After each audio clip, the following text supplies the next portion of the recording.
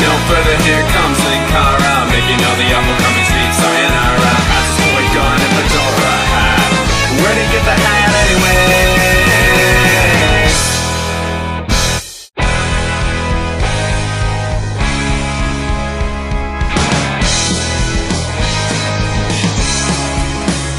I'm the only one left who remembers the infinite Earths.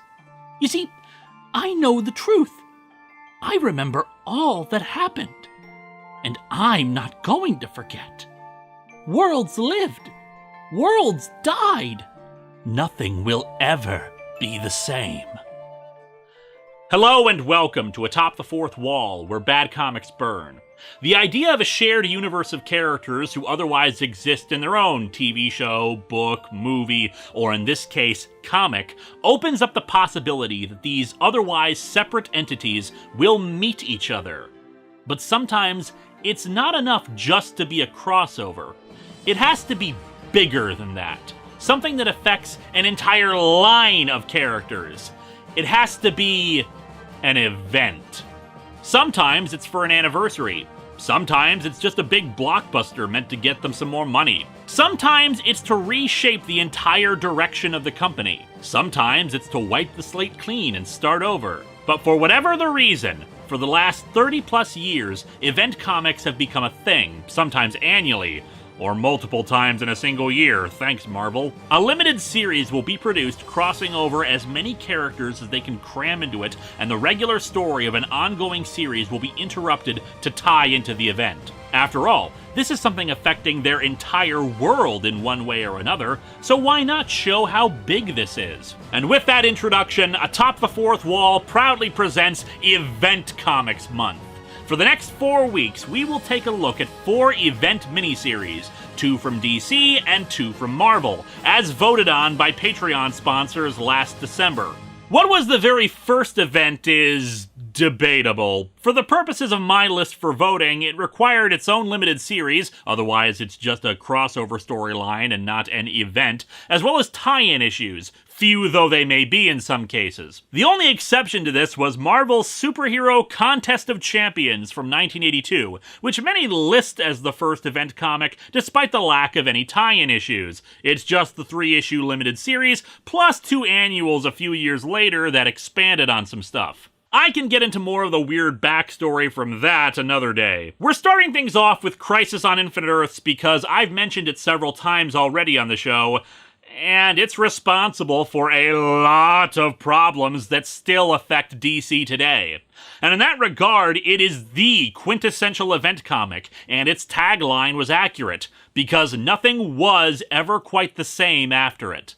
So here's a bit of backstory we have to get into here. One of the reasons for Crisis's existence was to celebrate DC's 50th anniversary. As I've talked about before during Secret Origins Month, comics can be divided into ages: Golden Age, Silver Age, Bronze Age, etc. The Golden Age characters are the very originals. The Silver Age, the reinvention of those characters. It was decided that there would be a clear separation of the two in that they existed in different universes. However, they would cross over. In particular, the Justice League and the Justice Society would have an annual crossover that was usually titled something along the lines of Crisis on Earth 1, Crisis on Earth 3, etc. This brings us to writer and editor Marv Wolfman, who loved those crossovers as a kid and came up with an idea for a villain who would be a threat to all the heroes of the DC universe. Someone who would force all of the good guys in all universes, past, present, and future, to come together and face this challenge. And that villain was called the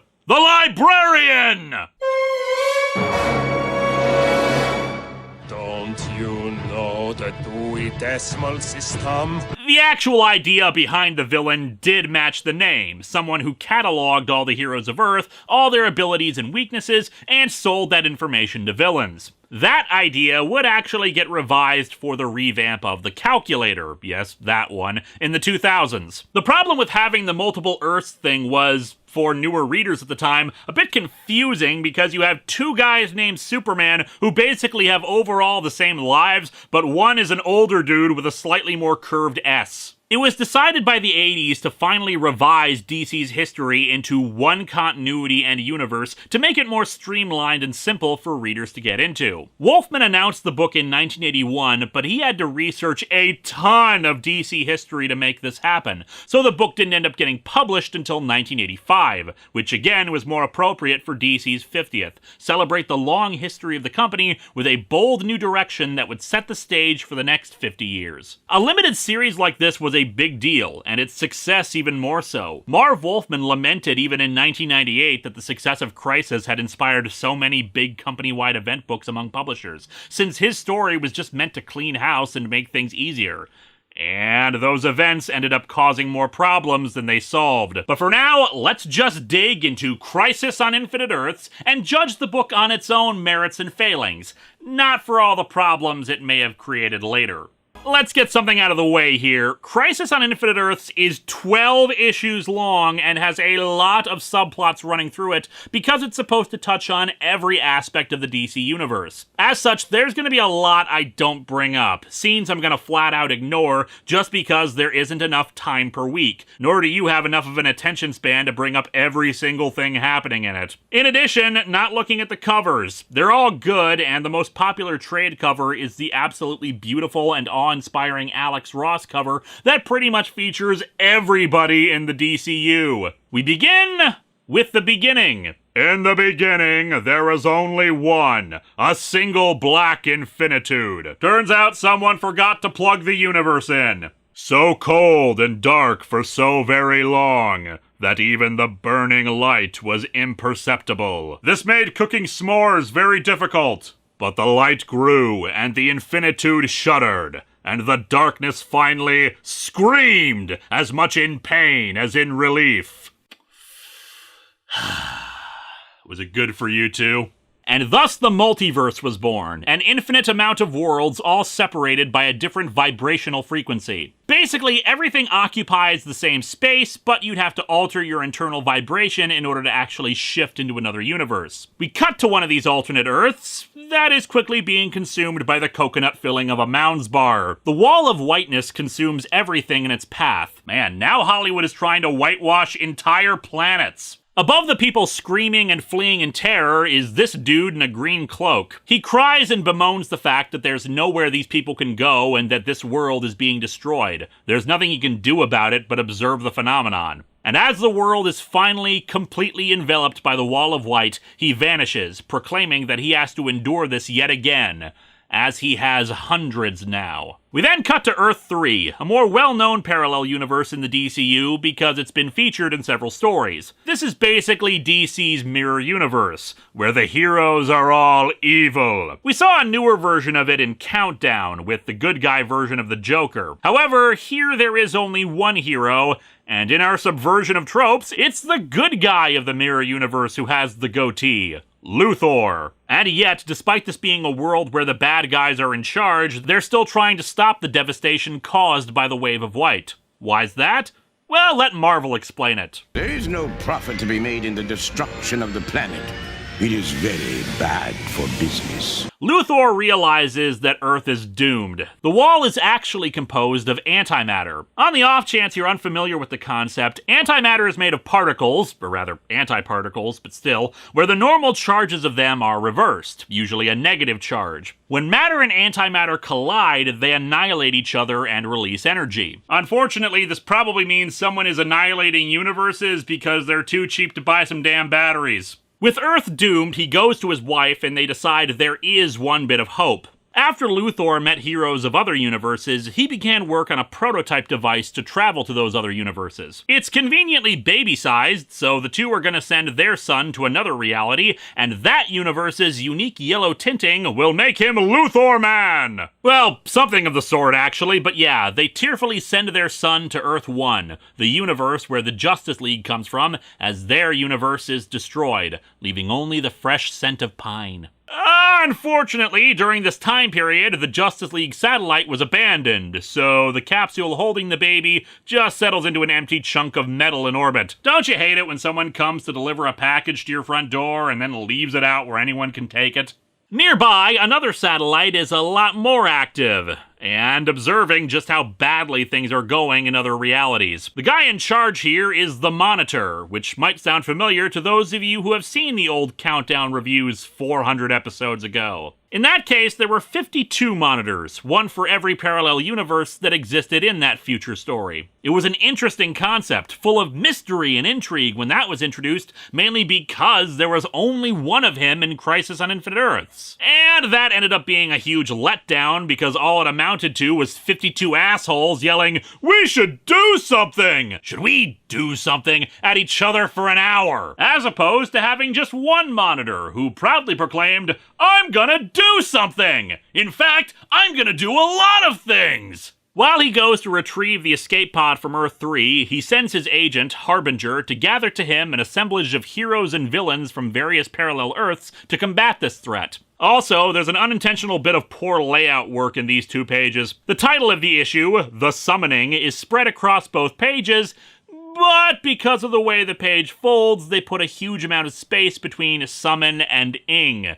In the trade, it looks fine. In the scans, it's the summon ing. Or maybe the issue is just supposed to be the summon and that ing is another satellite. Anyway, Harbinger, or Lila, which is her real name, is able to split herself into multiple bodies to get several people at once. It's kind of like the White Rabbit from 2 weeks ago, but with more clothes. And thus begins a gathering of forces that goes across time and dimensions. It's a lot, so I won't list them all for you, but as I said, it goes from the past to the future, recruiting Dawnstar from the Legion of Superheroes of the 31st century, whose New 52 version we saw in my review of The Culling, the second person to bear the name Firebrand, a woman from the 1940s, whose modern idiotic version you might recall from Battle for Bloodhaven, and of course Blue Beetle Ted Cord, his first appearance in the DC universe after they bought Charlton's Heroes, who of course you should all be familiar with since I did a freaking huge retrospective on the Blue Beetle last year. However, on one of the excursions to find Arian, the ancient magical lord of Atlantis, which is extra weird because I've been marathoning Stargate Atlantis and a magical ancient kind of takes on a whole new meaning for me. Some kind of shadow creature emerges and possesses her. She does indeed get Arian, but there's a more important figure to behold here in a mental institution on Earth 2. Roger Hayden, aka the supervillain known as the Psycho Pirate. Because in the Golden Age, sometimes you just go with the first name that comes to you and hope it works out. Psycho Pirate has the ability to manipulate emotions using his Medusa mask, though it's very addictive for him. As Harbinger continues to recruit people, the Monitor briefly gives her backstory, that she was found a half-dead child floating at sea, and he rescued her and raised her these last 20 years. But he also knows that Harbinger will be the one to murder him. Dude, spoilers! I'm guessing he knows that since he must have some limited ability to perceive time, since otherwise, how is he plucking out people from different time periods? The characters are all gathered in the Monitor's satellite, now also including the Earth 2 Superman, as well as several others. Oh, and this Galactus cosplayer came wandering in. Nah, that's Dr. Polaris, another villain. Anyway, after they speculate about what they're doing here, shadowy figures emerge from all the walls to attack the group. Despite all their powers, the Shadow Demons, as they are called, are barely fought back, their powers doing little but slowing them. However, a bright light cascades into the room, forcing the Shadow Demons to retreat. The Monitor formally presents himself, along with that haircut. I am the Monitor, and I have summoned you here because your universes are about to die. I have come to sell you insurance. As we enter issue 2, we see that weird things are happening in history. Back in caveman times, the character Anthro witnesses a vision of a futuristic city when he redirects a stampede of mammoths away from his tribe. And in that distant future, that same stampede of mammoths charges through the city before disappearing again. In the present, the Joker murders an aging film producer who owned the copyright to a bunch of silent comedies, who refused to give those copyrights to him. Is that better or worse than YouTube's copyright system? You make the call. Why did he want them in particular? Worth, roughly 26 million once they underwent the new computer coloration process. The Joker works for Ted Turner? He is evil! Batman arrives and the two fight, but it's interrupted by the sudden appearance of the Flash, with pink energy billowing out of him. Too much pink energy is dangerous. The Flash also looks almost like he's decaying or withering away, and then does so as he yells that the world is dying all around him. Back on the Monitor satellite, we have to tie up that loose thread idea that was part of Wolfman's original idea for him. The fact that he had been appearing in other comics before this, selling weapons and information to supervillains. He explains that that was meant to test various superpowered beings to help him catalog their abilities to get them ready for this moment. The wall of antimatter is consuming world after world. At least 1,000 have fallen already, and that with every world lost, he diminishes while their enemy gets stronger. He's linked with all positive matter, and the longer this goes, the less power he'll have to stop the antimatter wave. Here's the plan. He's planted devices powerful enough to stop the antimatter wave throughout time on Earth 1 and Earth 2. Basically interdimensional tuning forks. The Monitor later explains that the problem is that the multiverse was never meant to be. An event caused the single universe it was supposed to be to split up into the different worlds. And they're all weaker as a result. Like, on a physical level, it's why the antimatter wave is having such an easy time sweeping through it. After all, antimatter and positive matter should just cancel each other out, but the antimatter is actually consuming the other worlds. Although I admit I'm kind of making that part up, because otherwise it's unexplained why they're not just annihilating each other. The purpose of the tuning forks is ultimately to merge the Earths back together so that they're stronger. And the reason they're placed throughout time is so that we can celebrate DC's varied history of books even more, starting with the future in between the modern day and the Legion of Superheroes time, the time of Kamandi and the Great Disaster. And yet the Monitor didn't recruit Ray Palmer to stop it? It's almost like the Monitors were weaker and dumber when separated from one guy too. The heroes and villains gathered have been sent to safeguard the tuning forks from damage, both from the enemy responsible for all this, but also any people they might come across. Kamandi even tries to scale one, but falls, getting saved by the Superman from Earth 2. Superman? How do you... Ah, of course. You must have met my Earth 1 counterpart. Actually, in my world, you work with chicken robots and have a huge Santa Claus beard. Oh no, we're not in the right Kamandi timeline! Other places include New York in the present time, with the new Teen Titans and the Outsiders dealing with the chaos caused by the Wall of Antimatter, World War II and DC's war comic characters, the Haunted Tank, Sergeant Rock and Easy Company, and of course the best named team of war characters, the Losers. There's also a fork during the Wild West to unite DC's Western heroes, like Batlash and Jonah Hex. And yet still another fork is placed in Atlantis in Arian's time. Oh, jeez. Did the Monitor just set the tuning fork right in the middle of the city? I hope that was just a golf course or something. More shadow demons emerge and attack our heroes, though they have a little better time driving them off now. Speaking of, since Harbinger's split state has ended and they've all merged back together, the shadow demon begins influencing her, causing her to alter her emotions and make her more inclined to hate the Monitor. However, she still goes on a new mission for him, to retrieve the baby from Earth 3, who has suddenly aged a few years and is a small child now. Oh god, Harbinger, if he claims to be your lover from another dimension, just start shooting and never stop! Lila, what is it? What is wrong? Can't you bring the Luthor baby to me? Lila doesn't quite know how to answer the man who had raised her since childhood. Indeed, how can you explain the sight she now sees? I guess the baby is no longer a baby is something completely unspeakable now. Back in Atlantis, the guy in the green cloak, going by the name Pariah, shows up as per his usual deal of witnessing destruction. Except he's shown up next to the Psycho Pirate. As I said, his desire to alter emotions is addictive to him, which means I should expect the Psycho Pirate to be crawling around a bathroom floor trying to snort emotions, I guess. So when he sees Pariah weeping and sorrowful, he uses his power to make him laughing and gleeful. Arian starts to fight him when he wants to start feeding on more emotions, but then suddenly an energy beam surrounds the Psycho Pirate and teleports him away. He's brought into a dark void by the enemy responsible for the antimatter wall, promising him an entire world's emotions to play with if he serves him. If he doesn't, well, this enemy can make his face disappear. Oof! feast! I should note I'm actually jumping around a little bit for the first few issues. Again, the problem with this being such a big story is that it requires summarizing a lot if you want me to try to get this video out on Monday on time.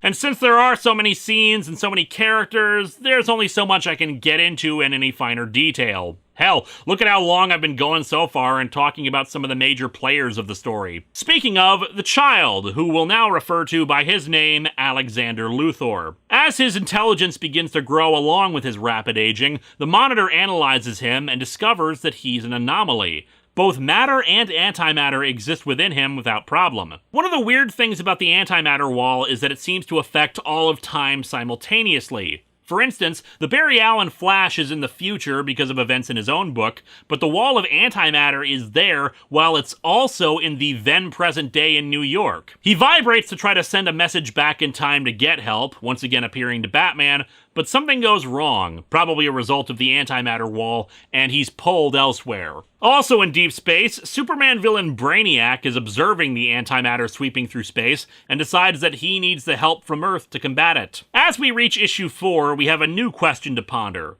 How fast is the antimatter wall actually going? I mean, it's gotta move pretty fast to be going through space to annihilate entire universes, yet on Earth in the present day, Supergirl and Batgirl meet up in Gotham at night, despite us earlier seeing the wall going through New York during the afternoon. Space is warped and time is bendable. Speaking of Supergirl, this gives us a chance to really show the human factor of the story, as Barbara Gordon contemplates how useless she feels without powers compared to Supergirl. That the antimatter wall is so huge and terrifying, and how, well, this really does feel like the end of the world. Mind you, the emotion of the scene is kind of hampered by Supergirl wearing that 80s headband, but hey, they're trying. Pariah arrives on a world created specifically for this story, where a group of nuclear-powered superhumans rule this world and protect it. They try to attack him, blaming him for the antimatter wall, but he's completely invulnerable to harm. And the wall finishes eating up the world, but Pariah figures out that he can take someone with him when he teleports out, so he grabs the queen of this Earth, a woman by the name of Lady Quark. Lady Quark is a very important character, guys. I mean, she's one of the main survivors of this story. She's on the second to last page of the entire miniseries as part of the epilogue, and she does the important job of existing.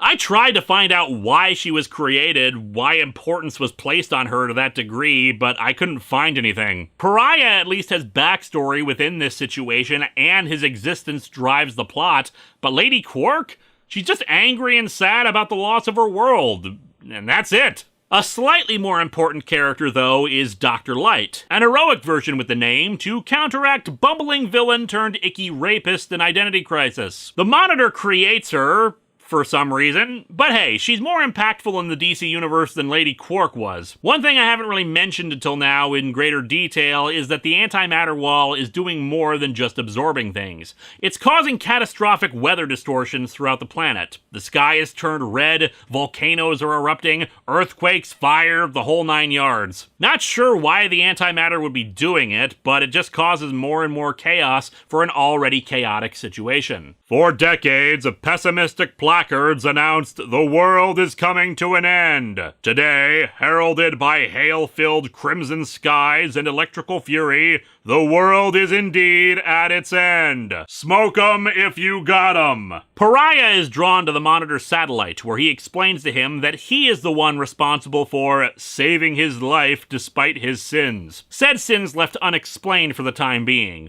And indeed, he's also responsible for his dimension jumping. Before he can get into why, though, the possessed Harbinger finally strikes, killing the Monitor. Everything seems lost at the end of issue 5. The Monitor is dead, Pariah doesn't know how to activate the tuning forks, and the antimatter walls seem to absorb Earths 1 and 2.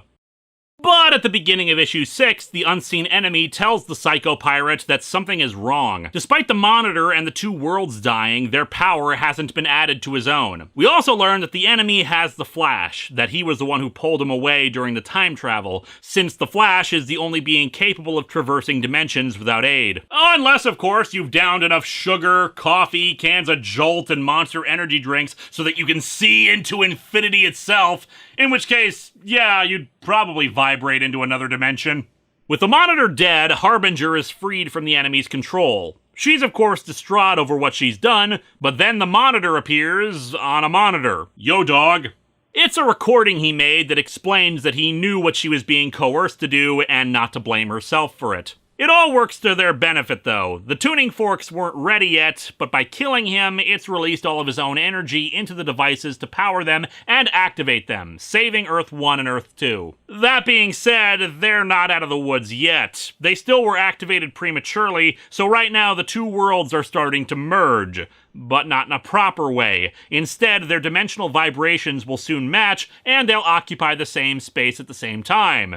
And basically destroy each other. Alexander Luthor finishes his rapid aging, which apparently includes a spiffy new golden armor for himself. Honestly, it kind of makes him look like Mordred from the movie Excalibur. Anyway, he's been given instructions by the Monitor before he was killed on what to do next. Meanwhile, the enemy figures out what happened and gives the Flash over to the Psycho Pirate to play with while he keeps working, instilling great fear in him. And while everything else is already pretty bad in the grand scheme of things, it's even worse on the two Earths. Sections of them are overlapping as their vibrations come together in the overlap points. Time is screwy with people, and things from the past, present, and future are coexisting simultaneously. And yet this still makes more sense than the finale of Power Rangers Dino Charge. Realizing just how much help they're gonna need, Harbinger, Alex, and Pariah beam up all the heroes and villains of Earth 1 and 2 that they can, including people like the Caveman Anthro and Sergeant Rock for some reason. Surprisingly, this does not result in everybody openly fighting each other, but everyone calmly waiting for the three to explain what the hell's going on. At first, everyone is a bit reluctant to hear all this, especially since the first ones recruited felt the Monitor lied to them about the tuning forks,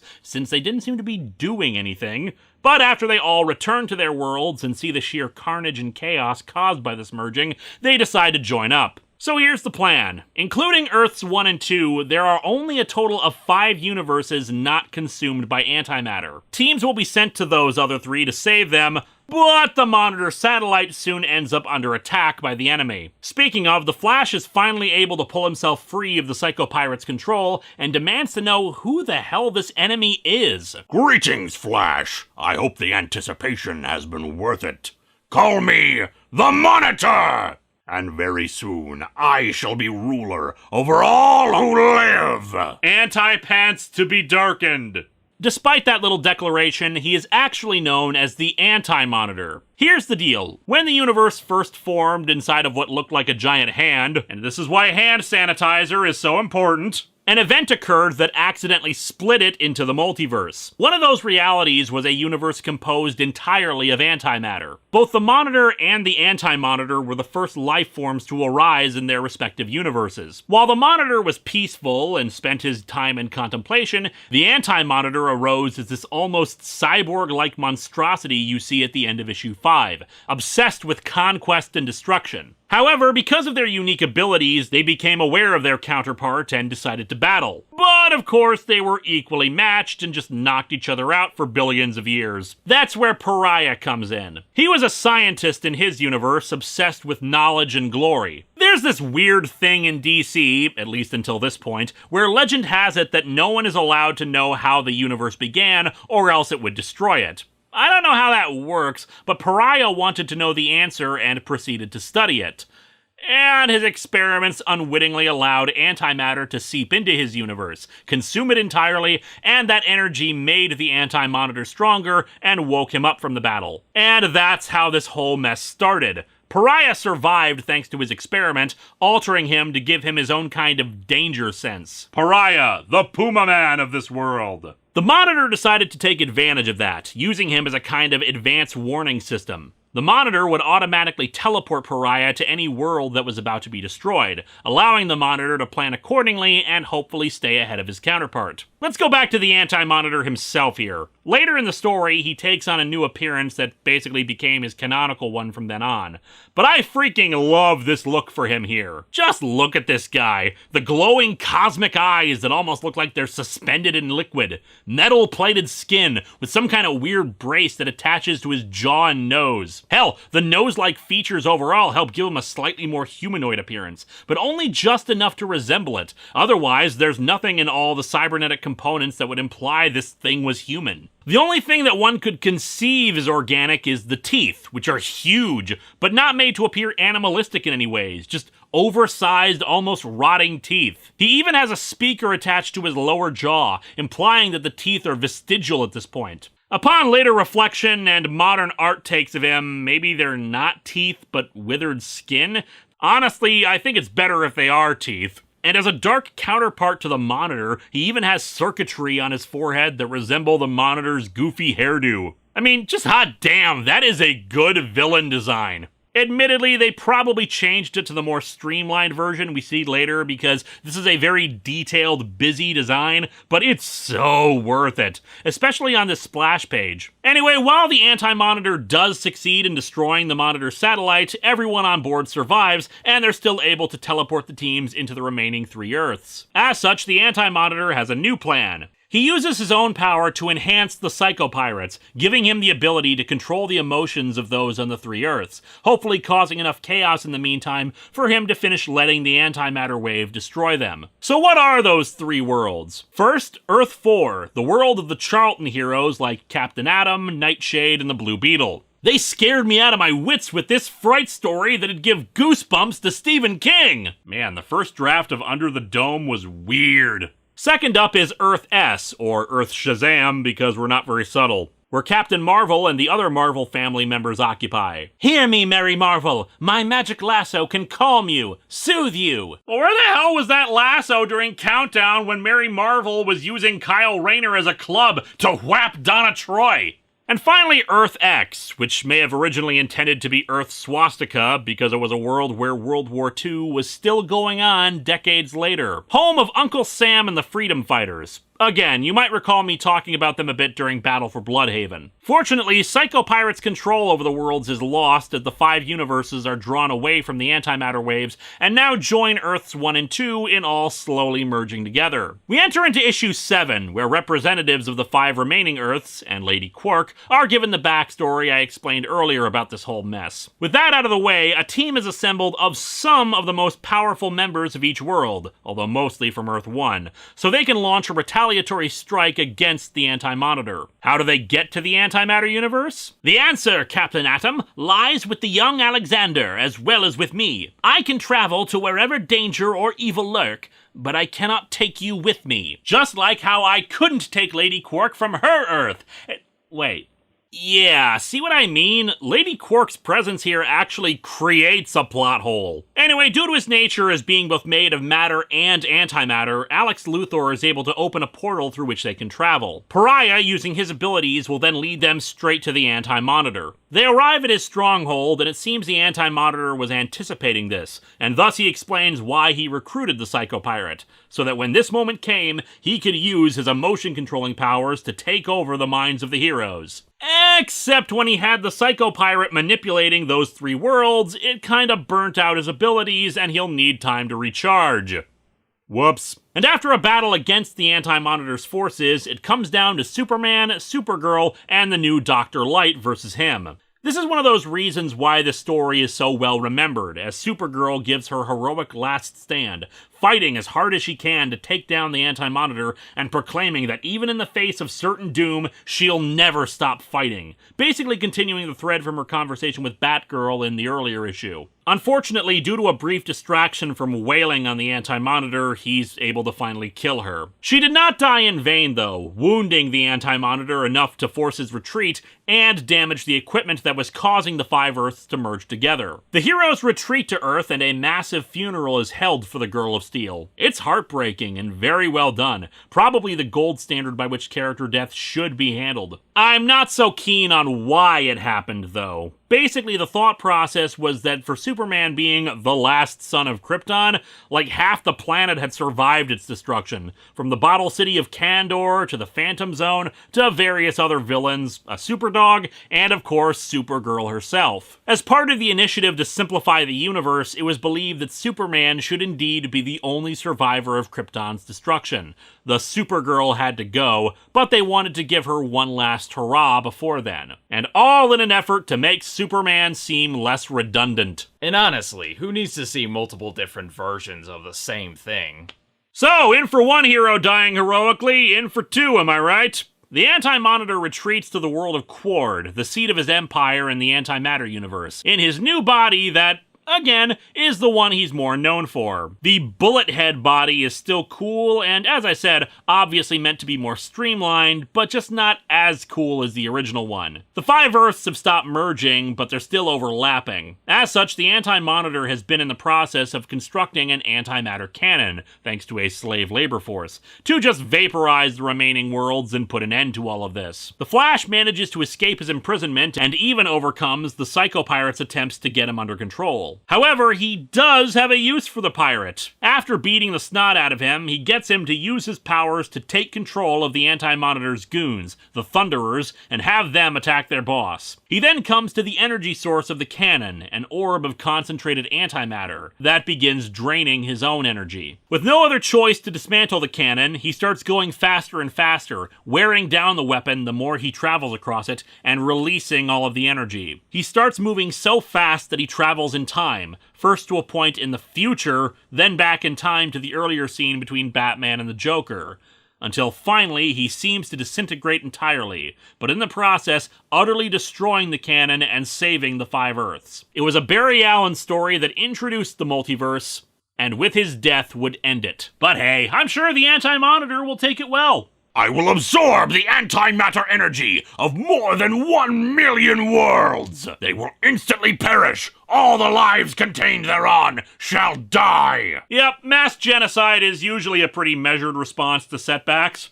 He uses the energy so that he can travel through time, but we'll get to that later. Needless to say, this kind of energy disruption is so great that even the Spectre, God's spirit of vengeance, feels it. As we enter into issue 9, over the last several issues, supervillains from the 5 Earths have been transported away.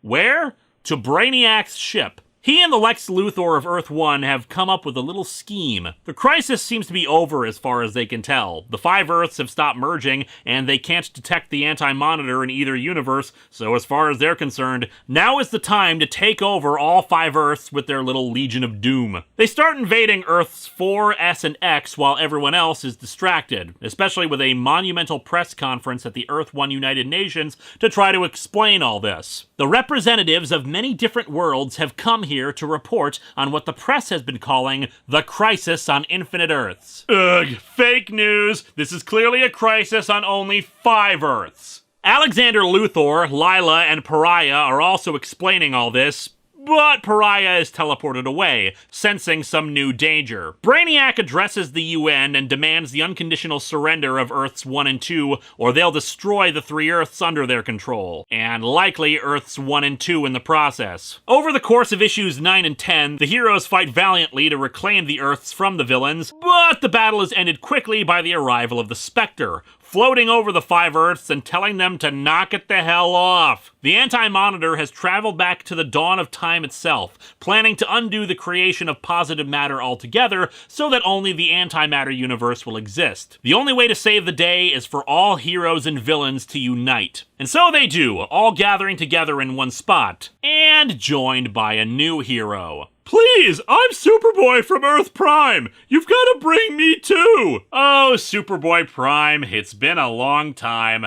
Welcome back, you murderous sack of garbage meant to parody DC's own customers.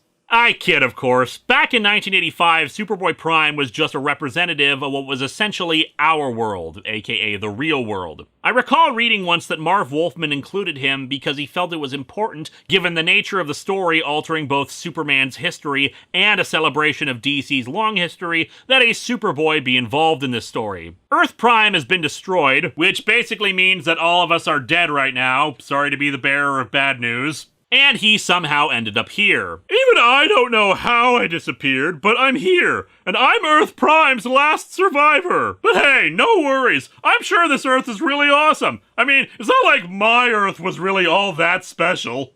Using the advanced tech they have at their disposal, the group creates a method for them to time travel, But it's not just to the dawn of time they're going. That's for the heroes. No, the villains have a different task before them. After all, they still got that pesky issue of 5 overlapping realities. As such, they've traveled back in time to prevent the event that caused the multiverse to form in the first place.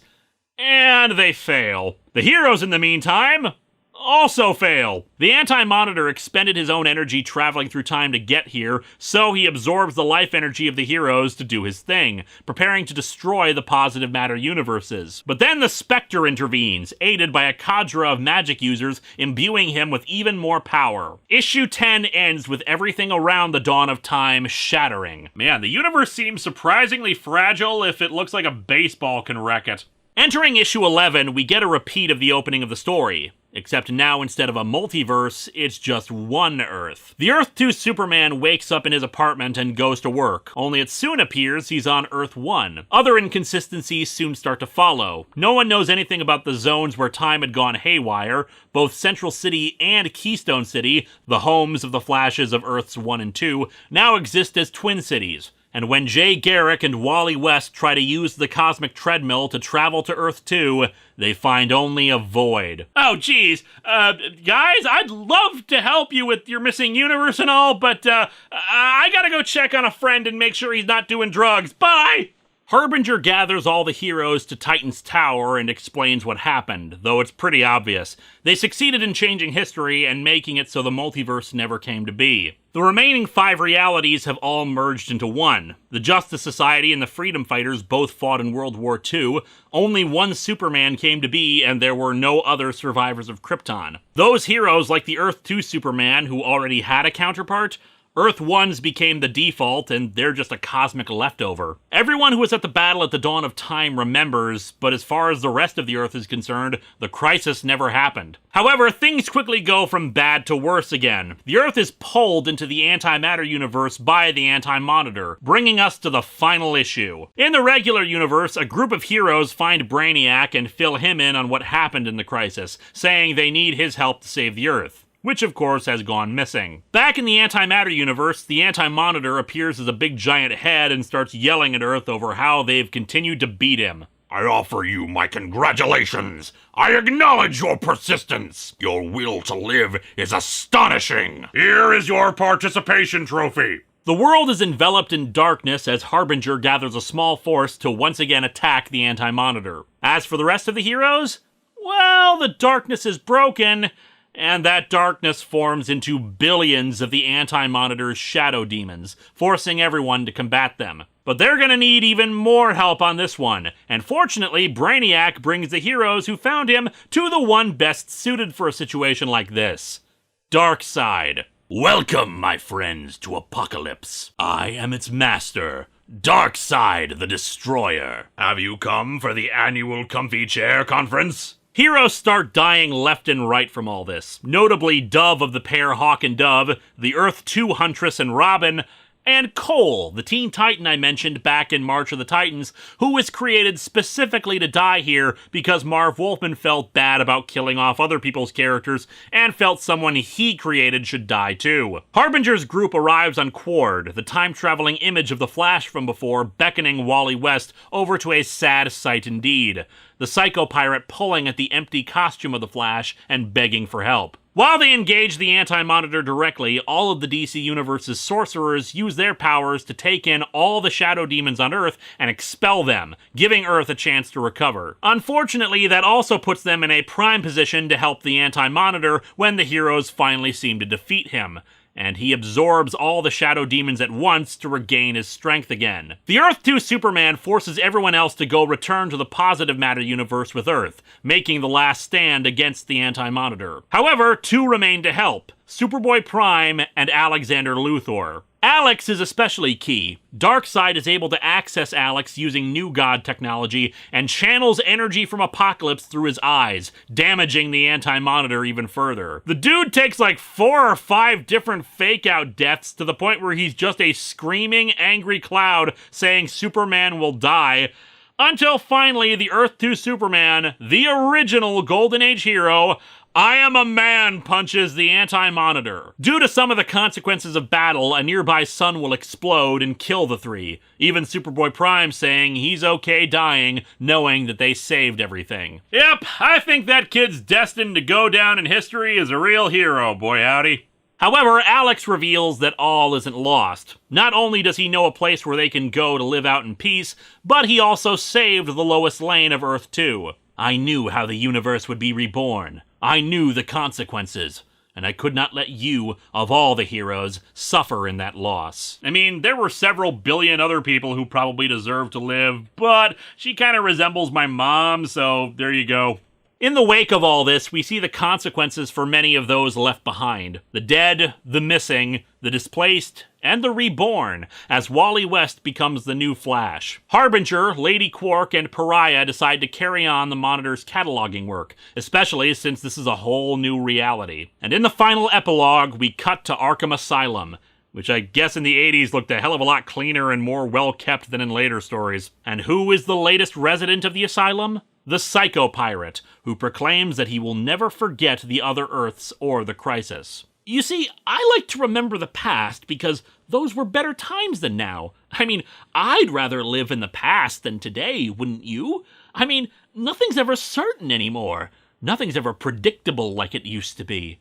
These days, you just never know who's gonna die and who's going to live. And thus the Psycho Pirate became the Nostalgia Critic. This comic is an epic equal to no other. Crisis on Infinite Earths is a story that spans from the dawn of time to the far future. It stars everyone in the DC universe and celebrates its history while creating something new for the future. The artwork is gorgeous, from splash pages that show off the sheer scale and immensity of the situation to the small character moments scattered throughout. Its failings are few and far between, mostly stemming from the conventions of being an event comic. Minor bits of subplots and characters that are meant only to hint at something explored in a tie-in versus being part of the actual narrative. It did what it set out to do and is responsible for memorable moments and imagery that are still homaged today. For me personally, the Titans were my first real exposure to the DC universe, but it was reading Crisis on Infinite Earths that showed me just how huge it truly was, showing me characters I had never heard of, but now are some of my favorites, like the Blue Beetle, so I owe it for that at least. So what was the aftermath of a book like this? Well, a bit all over the place. The goal was to streamline the DC universe, and for the most part it did, creating an established continuity of events, but also introducing some dreaded reboots. For example, Superman and Batman had been active for some time, but Wonder Woman was now just starting out, which in turn led to the issues with Donna Troy and her multiple backstories. Superman's Silver Age roots as being the first Superboy were erased, which created problems for the continuity of Legion of Superheroes. The Golden Age Hawkman and Hawkgirl were confusing as all hell when placed next to the modern era ones, and you get the idea. It felt like while they had most of the pieces in place afterwards, there were still a lot of bugs to be worked out. And oh, how they tried to work them out again and again. 2 sequels, possibly 3, to Crisis on Infinite Earths occurred. Around 10 years later with Zero Hour, which was a bit more of an indirect sequel, trying to once again revise things, and instead making it worse, while Infinite Crisis 20 years later was a direct sequel, dealing with the fallout of both then recent events and the perception of the DC universe and the state of superhero comics since Crisis on Infinite Earths. I do enjoy Infinite Crisis, but it is a severely flawed story despite very good attempts at making it as epic in scope. Still, despite retcons introduced in those 2 sequels, this new version of Earth lasted until the New 52 did create a full-on reboot once again.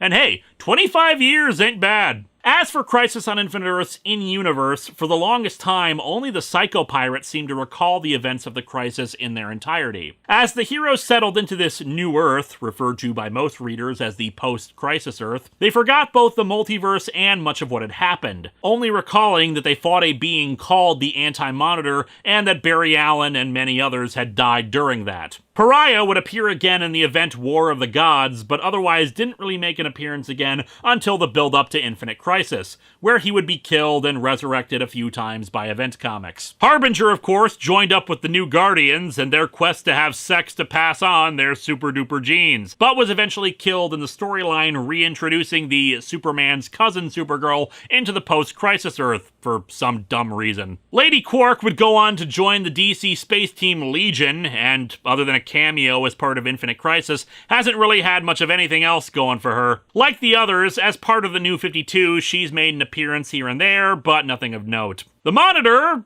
well, we all know what happened there. Thanks, Countdown. As for the Anti-Monitor, he actually remained dead a pretty long time, 22 years, being reborn during the Green Lantern crossover Sinestro Corps War. Before he could do anything major, the New 52 happened, and he was reintroduced as part of a Justice League storyline called Darkseid War. He was given a new backstory, and a lame one at that, tying him more into the mythology of the New Gods and giving him a more humanoid appearance that frankly makes him look more like a ripoff of Marvel's Apocalypse. As for the Psycho Pirate, well, that's a long story there too.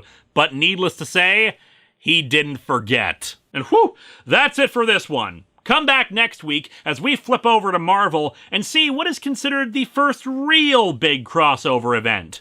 Just remember, nothing you dream of is impossible for him to accomplish. Somehow, at the dawn of time, we were split into an infinite number of universes. To save all life, we must return to being one universe again. And trust me, it'll stay that way when we're done with this. I mean, I'd have to be pretty crazy to split it up into a multiverse again.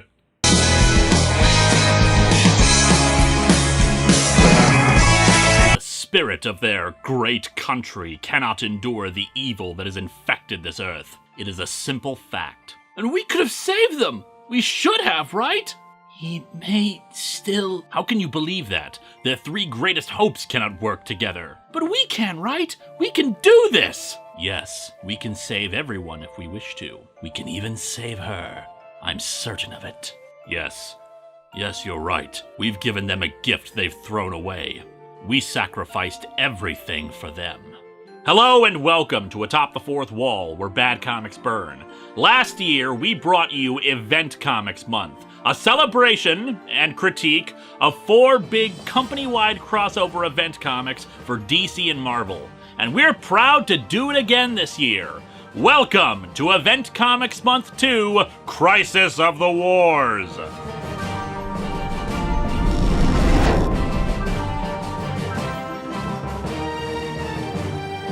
As with last year's Event Comics Month, the selections were voted on by patrons, picking 2 DC and 2 Marvel. And you'll be happy to know that in the full wisdom of the big 2, they added a crap ton more events just in a single year that I could cover. Hell, there were more that I could have added, but for various reasons I cut them out. Some for being too recent, and others because I planned on covering them in a different way. There were originally 5 new potential events from Marvel. But you know, event fatigue couldn't possibly be a real thing that affects comic book sales. But in any case, here we are with the first selection, Infinite Crisis, the direct sequel to Crisis on Infinite Earths, released 20 years after it. By the way, in the voting for Event Comics Month 2, this wasn't even close. Infinite Crisis won the most votes by a huge margin among both companies, even against Infinity War, which has the name value for the friggin' movie coming soon. Like, holy crap, you guys really wanted to see me cover this one! I should note that there is an event comic that's a bit of a pseudo-sequel to Crisis on Infinite Earths, 0 Hour, but it's only that they really mention the original Crisis, and there's a big wall of white. Otherwise, its story is completely unrelated. For Infinite Crisis, there was a huge amount of build-up for it and several storylines that converged on it, in particular 4 miniseries. I've talked a little bit about this before, both in my 15 Things Wrong with Identity Crisis video, but also the Blue Beetle retrospective. As such, before we get to the event itself, we need to talk about all the things that led into it. Let's start with the OMAC project. In Identity Crisis, it was revealed that in the past, the Justice League had altered the mind of the villain Dr. Light to make him less of a threat. Batman had come in unexpectedly and tried to stop them, so they erased his memory of it happening. When Batman eventually found out what they did, he created a massive satellite network called Brother Eye to monitor all of Earth's superpowered population because he felt he couldn't trust other heroes anymore. Unfortunately, Maxwell Lord had his switch flipped to evil and took control of the satellites, using the artificial intelligence of Brother Eye to help implant nanites in over 1 million people. The nanites take control of the host body and transform them into a super powerful drone called an OMAC. When Wonder Woman is forced to murder Maxwell Lord, Brother Eye gains complete sapience and activates all the OMACs to try to take over the world. Fortunately, Batman utilizes one of Ted Kord's devices, a massive EMP generator, to disable all but 200,000 of them, freeing the people trapped inside, of course. With that loss, Brother Eye transmits the image, without context, of Wonder Woman murdering Maxwell Lord to the entire world. Oh, snap! At the same time, things were afoot in the magic world in the miniseries Day of Vengeance. The Spectre, lacking a host after Hal Jordan had been resurrected, had kinda just been wandering aimlessly, directionless. However, direction soon came from an unlikely source. Jean Loring, you'll recall, was in Arkham Asylum after the events of Identity Crisis. Somehow she came in contact with the Black Diamond of Eclipso, the spirit of divine vengeance who got fired and the Spectre took over. Eclipso convinced the Spectre that the true source of evil in the world was magic, and as such the Spectre went on a quest to murder every magic user in the DCU. A team of magic-based heroes joined together to counter the two, able to send Eclipso into orbit around the sun, since Eclipso's power is weakened by daylight, but were unable to stop the Spectre. The Spectre murdered the wizard Shazam, but when it then tried to kill Naboo, the powerful Lord of Order who is basically also Dr. Fate, it's complicated, God finally takes notice of what's going on and sent the Spectre into a new host as punishment. It was less a day of vengeance and more a day of literal Deus Ex Machina. The miniseries with the least bit of connection to what's going on is Rann-Thanagar War. Long story short, too late! Hawkman's original homeworld of Thanagar is destroyed, and its population is transported to the alien world Rann, home of superhero Adam Strange, as refugees. Various forces bring the two populations to war, but in the conclusion, a massive tear in the space-time continuum opens up in their star system, with dozens of alien factions still engaged in fighting. And finally, that brings us to Villains United. Once it got out among the supervillain population what happened to Dr. Light, which makes me think of supervillains having their own kind of news show they watch, like having evil anchormen and everything. Lex Luthor organized all the supervillains into a massive secret society to combat the heroes out of fear that they'd do this again. Of course, being villains, they had to be dicks about it. If you refused to join up, you were killed. However, a group of 6 second-string villains, called the Secret Six, banded together under a mysterious figure called Mockingbird to resist the society. Surprisingly, this is the miniseries that had the most connections to what was going on. First of all, Lady Quark, that character created in Crisis on Infinite Earths, and one of the only survivors of the multiverse, was kidnapped by Sinestro. That was then followed up by Luthor kidnapping, of all people, Pariah, also from Crisis on Infinite Earths. He tortures Pariah to try to find Mockingbird, but Pariah just warns him, there's another Lex Luthor out there he needs to be concerned about. And Lex reveals that he is that alternate Luthor. Indeed, Mockingbird is the real Lex, and the Society's Luthor murders Pariah to prevent him from warning the other Society members about his own plans. We also learn of a plot to release hundreds of criminals from prison, but that's just a bit of a minor plot point for later in the event. And only in a massive event like this would the plan to release hundreds of psychotic murderers from prison be a minor plot point. While not a miniseries, there's one last thing to discuss before going in. In the wake of events like the murder of Maxwell Lord and the revelations about what the League did to Dr. Light, most of the members of the Justice League disband. The Martian Manhunter, lamenting that he didn't take Ted Kord's warning seriously about a conspiracy in the works, begins wondering what could be powerful enough to have orchestrated everything that had happened. At that moment, Superman seems to arrive at the tower, at least according to the security system, but Jean reacts with confusion at this intruder, and the JLA watchtower on the moon explodes. And that's where we pick up in the story. So let's dig into the event proper with Infinite Crisis. This is a 7-issue series, and I'm reading from a trade, and this is how late we're starting, so yeah, no looking at the covers. We open in space. Why are we here? They've forgotten, haven't they? Oh, be quiet! I totally remember where we parked. We close in on the moon and the still flaming ruins of the JLA watchtower, where Superman is flying in. Despite the damage, the atmospheric force field around the tower is just barely operating, and he meets up with Batman, who's recovering the watchtower's black box. Supes can't find the Martian Manhunter anywhere. Based on the fact that the teleporter was used just before the tower exploded, they know it wasn't some accident. Batman gets the black box. More spying? That satellite wasn't enough? Don't be naive, Clark. This is simple security. Gotta go with Batman here. It's your own damn security system he's checking. What the hell? However, Wonder Woman arrives and proclaims that nothing's simple. You don't belong here, Diana. None of us do, Bruce. Why not? While a figure watches from the shadows, the three argue about the fact that people are now getting scared of superheroes because of the contextless images of Wonder Woman killing a man constantly being broadcast across the world. I wasn't reading Wonder Woman at the time, but I have to wonder if, being a public figure, she never held a press conference and, explained that context? Because this isn't the first time Wendy murdered something on live TV. Killed a Medusa once, a perfectly intelligent one, and it's not like some obscure Silver Age story where it happened. It was a year before this miniseries. The difference is there was at least a little bit of context to what was happening so people could understand, oh hey, she's decapitating someone evil. But speaking of that image, we cut to Smallville, where Superboy, aka Connor Kent, is watching TV and sees that particular image. Time for backstory! Even more of it! Yeah, if that long introduction wasn't enough, there's more stuff going on here. A double-edged sword to this whole thing is that this has been building up for quite a while now in individual books, with storylines that end up having conclusions right here. For Power Girl in the pages of JSA and her own miniseries, the individual miniseries and their various effects on characters, and most especially here with Connor Kent. And to be fair, you shouldn't always write with the expectation that some newcomer is going to pick up your book. Sure, every comic is someone's first, but not every comic is the first story either.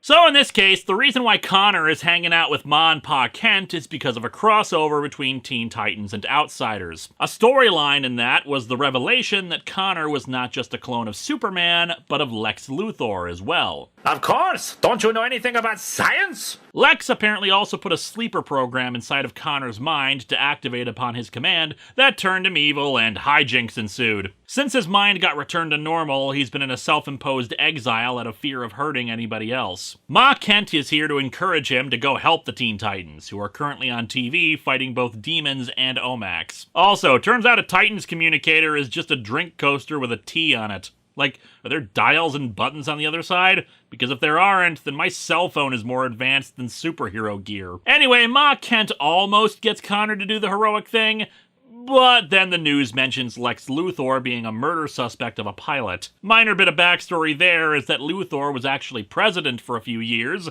until he put on a big green power suit and tried to fight Superman over Metropolis, which in my humble opinion is something we should see more of in political discourse. So yeah, while Connor buttons up his shirt, a group of figures in silhouette watch not just him, but various other things happening in the DCU in their rather inconveniently shaped wall of TVs here, as various heroes and villains battle it out across the planet. One of the four thinks Connor will eventually step up, but another thinks that if they don't get involved soon, Earth is doomed. We cut over to Bloodhaven, where the then recently resurrected Donna Troy is meeting with Nightwing, Starfire, and Supergirl. Yes, even Donna Troy's death and resurrection was part of the build-up to Infinite Crisis. And by the way, we're only 7 pages into the first issue, and so far I've spent more time in this episode talking about all the backstory for it. Episodes like this are why I don't have the continuity alarm anymore. I repurposed it. During her Resurrection miniseries, the Titans of Greek myth were trying to flee the universe because they knew something was up. Donna is assembling a team to go and try to figure that out. Nightwing and Starfire have a moment. A man from Earth and a princess from an alien world. I've watched their relationship with a vested interest over the years. A lot of interest. and a lot of tissues. The two depart, and the artwork is kind of ambiguous whether or not the two kiss, but Dick seems to push Corey away and swing off. But maybe love is powerless here. Maybe love is too weak. Nightwing leaping at the reader crotch first, however, will always be powerful. An OMAC emerges from a homeless guy and vaporizes a minor supervillain called the Ratcatcher before Nightwing can intercede. The OMAC spots him, but a new command arrives, summoning all the OMACs in Bloodhaven to head elsewhere. And of course, in a deliberate callback to Crisis on Infinite Earths, the sky has turned red, and the OMACs filling the sky are very similar looking to the Anti-Monitor's shadow demons. Also, the moon is huge! I have less of a problem with that here than in Badrock because, well, let's face it, during this crisis, everything is going nuts. I can believe the moon crashing into the Earth is just on a checklist of everything going wrong. We cut to the Polaris Galaxy and that massive battle between Ran and Thanagar's forces that I mentioned earlier. But that's not what's important here. What is that massive tear in the space-time continuum. Over on Oa, homeworld of the Green Lanterns, the Guardians of the Universe discuss the fact that a bunch of other weird stuff has happened. Planets have changed their locations, others destroyed, but most bizarre of all, Oa used to be the exact center of the universe, but now this anomaly is. On the plus side, rental prices will go down. Over to Gotham City, the events of Day of Vengeance finish up as the Rock of Eternity explodes, sending debris everywhere and unleashing the 7 deadly enemies of man. And then over to 20 miles south of Metropolis, where we see Uncle Sam and the Freedom Fighters. I talked about them a bit back in the Battle for Bloodhaven reviews, Battle for Bloodhaven itself being a mini-series in the aftermath of Infinite Crisis, so basically time is an infinite loop, I guess. More or less, they were a group of characters from Quality Comics that got bought out by DC and, up until Crisis on Infinite Earths, fought in a world where World War II was still going on to the present day. Post-Crisis, they became a super team that fought in World War II alongside the Justice Society, and then regrouped later here and there in modern times. The group has been investigating the Secret Society. They know they held a meeting here recently and think they might be able to pick up a trail on them, but then discover a false door and go inside. They enter into a high-tech base, but are quickly attacked by members of the Society, specifically Dr. Polaris, Dr. Light, Deathstroke, Black Adam, the Psycho Pirate, Sinestro, Bizarro, the Reverse Flash, and Cheetah. Yeah, bear in mind that these are all heavy hitters. Any one of them would give the Justice League a run for their money, even Cheetah, frankly. So it shouldn't surprise anyone that the Freedom Fighters are screwed. Back to the moon, Batman, Superman, and Wonder Woman are attacked by the despot Mongol, who had heard about what happened to the League and wanted to see it for himself. Mongol is also a heavy hitter, able to go toe-to-toe with Superman. From a meta perspective, it's a deliberate callback to a famous Alan Moore story, For the Man Who Has Everything, where the three took on Mongol. The idea is to parallel them being the best of friends there, and being bitter at each other here, just to show how far the Trinity has fallen. Or maybe it's just a sign that they need Robin with them, since he was in the original story too. The Freedom Fighters are basically slaughtered, which sadly includes former Titans member Damage. He does survive this, but is scarred and very, very bitter afterwards and goes all grimdark and stuff. And then there's poor Phantom Lady, who is already stuck with the very revealing outfit, and then Deathstroke shoves a phallic symbol through her chest and bleeding cleavage. Classy. It's a point I'll get back to later. The fight with Mongol continues. This is one of those occasions where I have to remind people of why I say I'm reading from a trade at the beginning. Not just because the cover of a trade has a different purpose and effect than an individual issue, but because the scans I have are from the individual issues released. And the trade has several differences. Mongol is down for the count, and 1D swings her sword down at him, yelling that she's gonna keep him down. Superman blocks the sword, and Batman asks what she's doing. In the original issue, she says, "What did you think I was going to do?" implying very clearly that she was gonna kill him. Wisely, the trade alters that to, "What did you think I was going to do? Kill him? I was gonna pin him to the floor." Through his skull, obviously! I mean, why else would I be swinging at his head like that? Artistic errors aside, that is a better change. While Wonder Woman is the member of the Trinity willing to kill, it's not like she's bloodthirsty and always willing to slaughter her enemies. Supes declares that he doesn't know who she is anymore. Neither did this book's writer Jeff Johns, but we'll get into that later. Mongol tosses them all aside and makes a run for it, somehow managing to reach a teleporter and escape.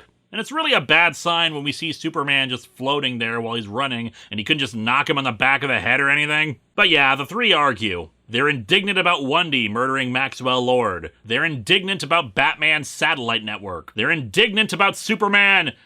What was their hang-up with Superman? You're Superman. I know that. Then start acting like it. All hell is broken loose, and you're on the moon with me? The world needs you, and for you, it's about setting an example. Everyone looks up to you. They listen to you. If you tell them to fight, they'll fight. Fighting what? Yeah, Superman should be going around helping people, but he's technically doing that right now, trying to find out who blew up the Watchtower and looking for the Martian Manhunter. What is the problem here? Yeah, Superman's baggage of not inspiring people is the weakest of the three, because it's not like he's doing anything different. It'd be one thing if he had committed some great sin, something that would actually divide him from the others, but he's Superman. He hasn't done anything wrong here. It's just, you've got to inspire people, Clark, by doing things.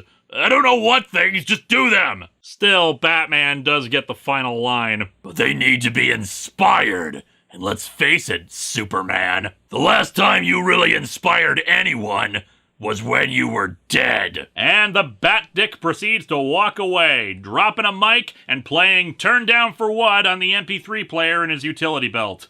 The three separate. So, just to recap so far, the Freedom Fighters are dead or dying, the Rock of Eternity has exploded over Gotham, raining debris and hellish evils upon the world, half the universe is at war with the other half as the space-time continuum decides to play Rearrange the Furniture, the skies have turned red, OMACs are gathering for some nefarious purpose, and the three greatest superheroes in the DC universe can't get along with each other. This must be Thursday.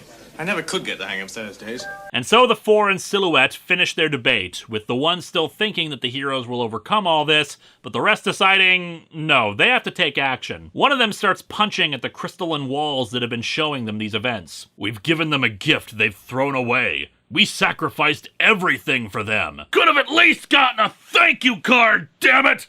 And so the figure finally shatters the wall, and they stand revealed at the end of issue 1. Alexander Luthor, Superboy Prime, Lois Lane of Earth 2, and of course, the Superman of Earth 2, the four survivors of the original Crisis on Infinite Earths, last seen entering some kind of beautiful realm at the end of that story, which it looks like they just broke. I don't think they're gonna get the deposit back. Now this looks like a job for Superman. All this glass I just shattered, now this looks like a job for Lois Lane.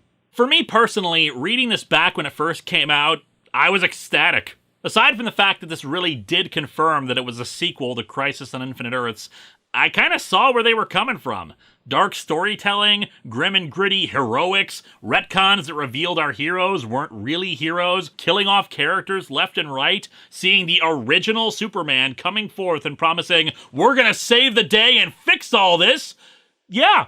It was inspiring, and it felt like a promise of a return to something better. But of course, it's a very deceptive sentiment. More on that later. Let's move on to issue 2. Animal Man joins Donna Troy's crew on her floating moon spaceship thing called New Cronus, which I just realized I don't think we ever saw what happened to that thing after this storyline. Did she still have that up until the New 52? The crew includes her, Cyborg, Starfire, Firestorm, Shift, Bumblebee, the Herald, Animal Man, Red Tornado, Airwave, the Alan Scott Green Lantern, Jade, and Supergirl. Pay very close attention to this group. I think they're going to contribute a lot to this story.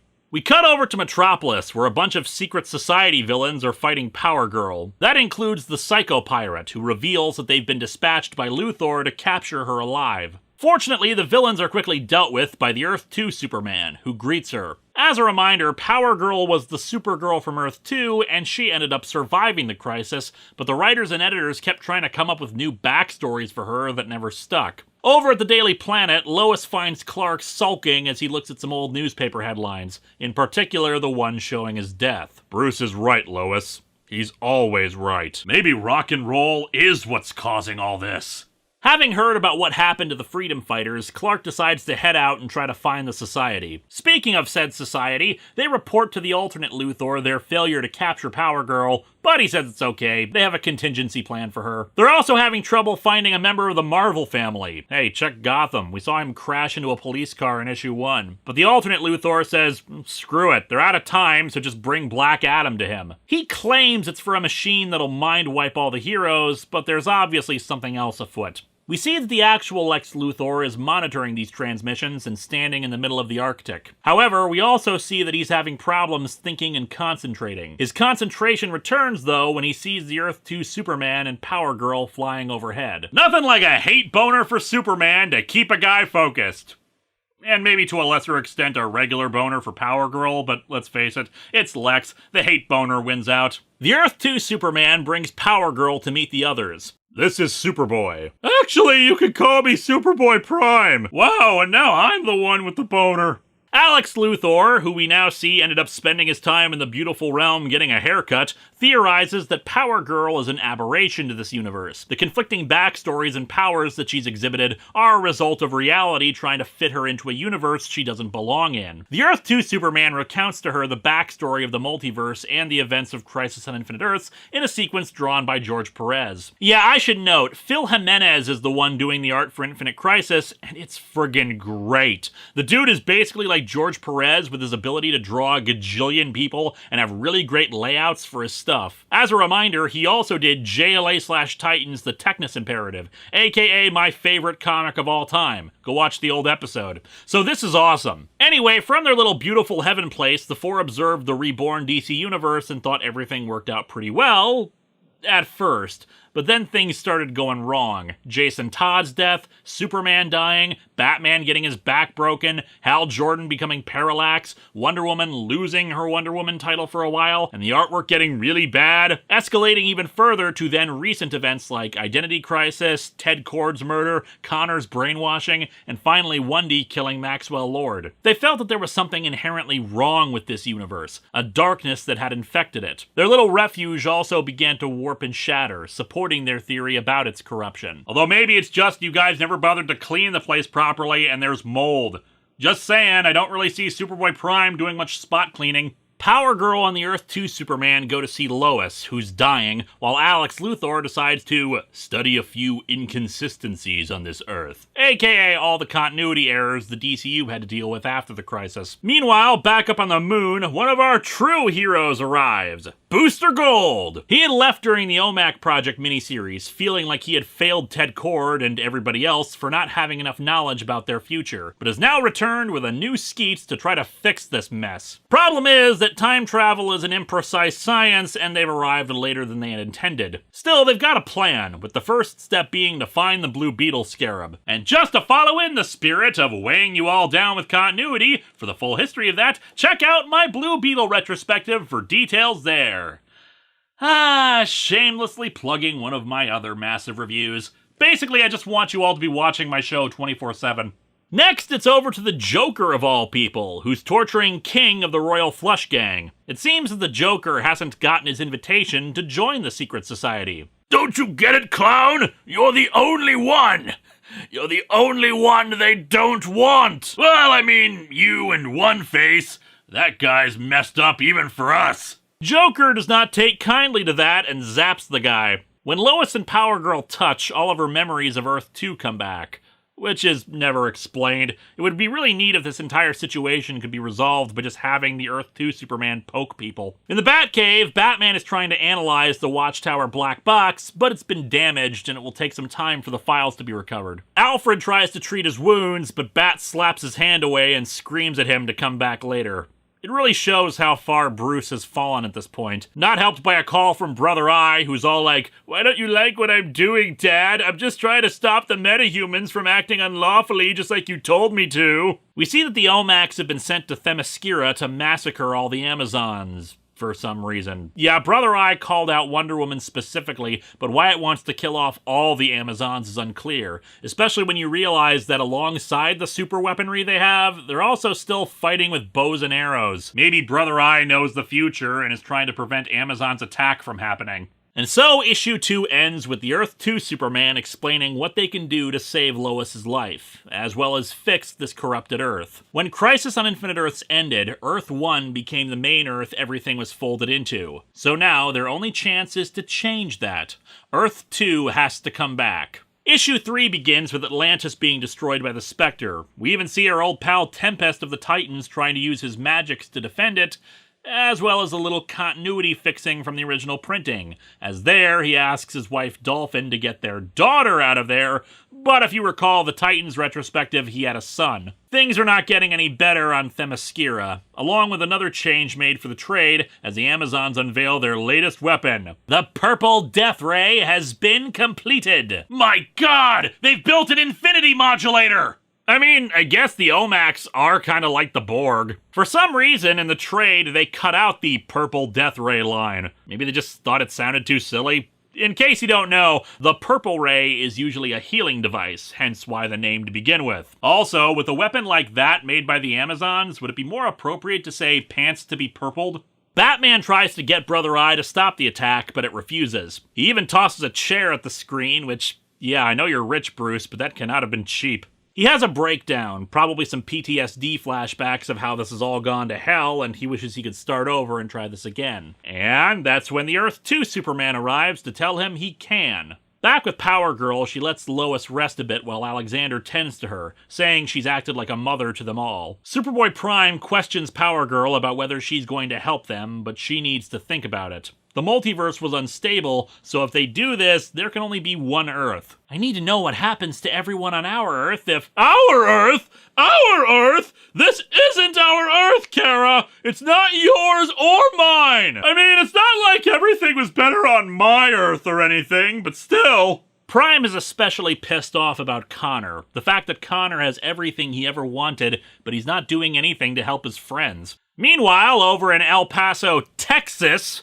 yes, I am still sorry I made that mistake in the Blue Beetle retrospective. The explosion of the Rock of Eternity, being magical and all, sent pieces of debris as far out as there, so the magical heroes from Day of Vengeance, the Shadow Pact, are in the midst of gathering debris and saving innocents, while a certain Mr. Jaime Reyes is picking up a weird blue scarab on the ground. And then over at the Spatial Anomaly, New Cronus has arrived to assist, Donna explaining to the others that there's a phrase being repeated in her head. A few seconds will make all the difference. Boy, I'm sure that's gonna pay off big time, boy howdy! Wally West gives a goodbye to his wife and twin children as he heads out, while the Earth 2 Superman decides to show Bruce how cool Earth 2 was thanks to his glowing red avocado he apparently has. The crystal or whatever it is shows images of Earth 2, how Bruce on that Earth got married, had a daughter, how that world was full of hope and love and no traffic accidents. You get the idea. He wants Bruce along with him since he wants to do this with Batman standing alongside him. Back to the Amazons, Wendy tells her people to shut off the Purple Death Ray. Brother Eye is showing the world everything that is happening here.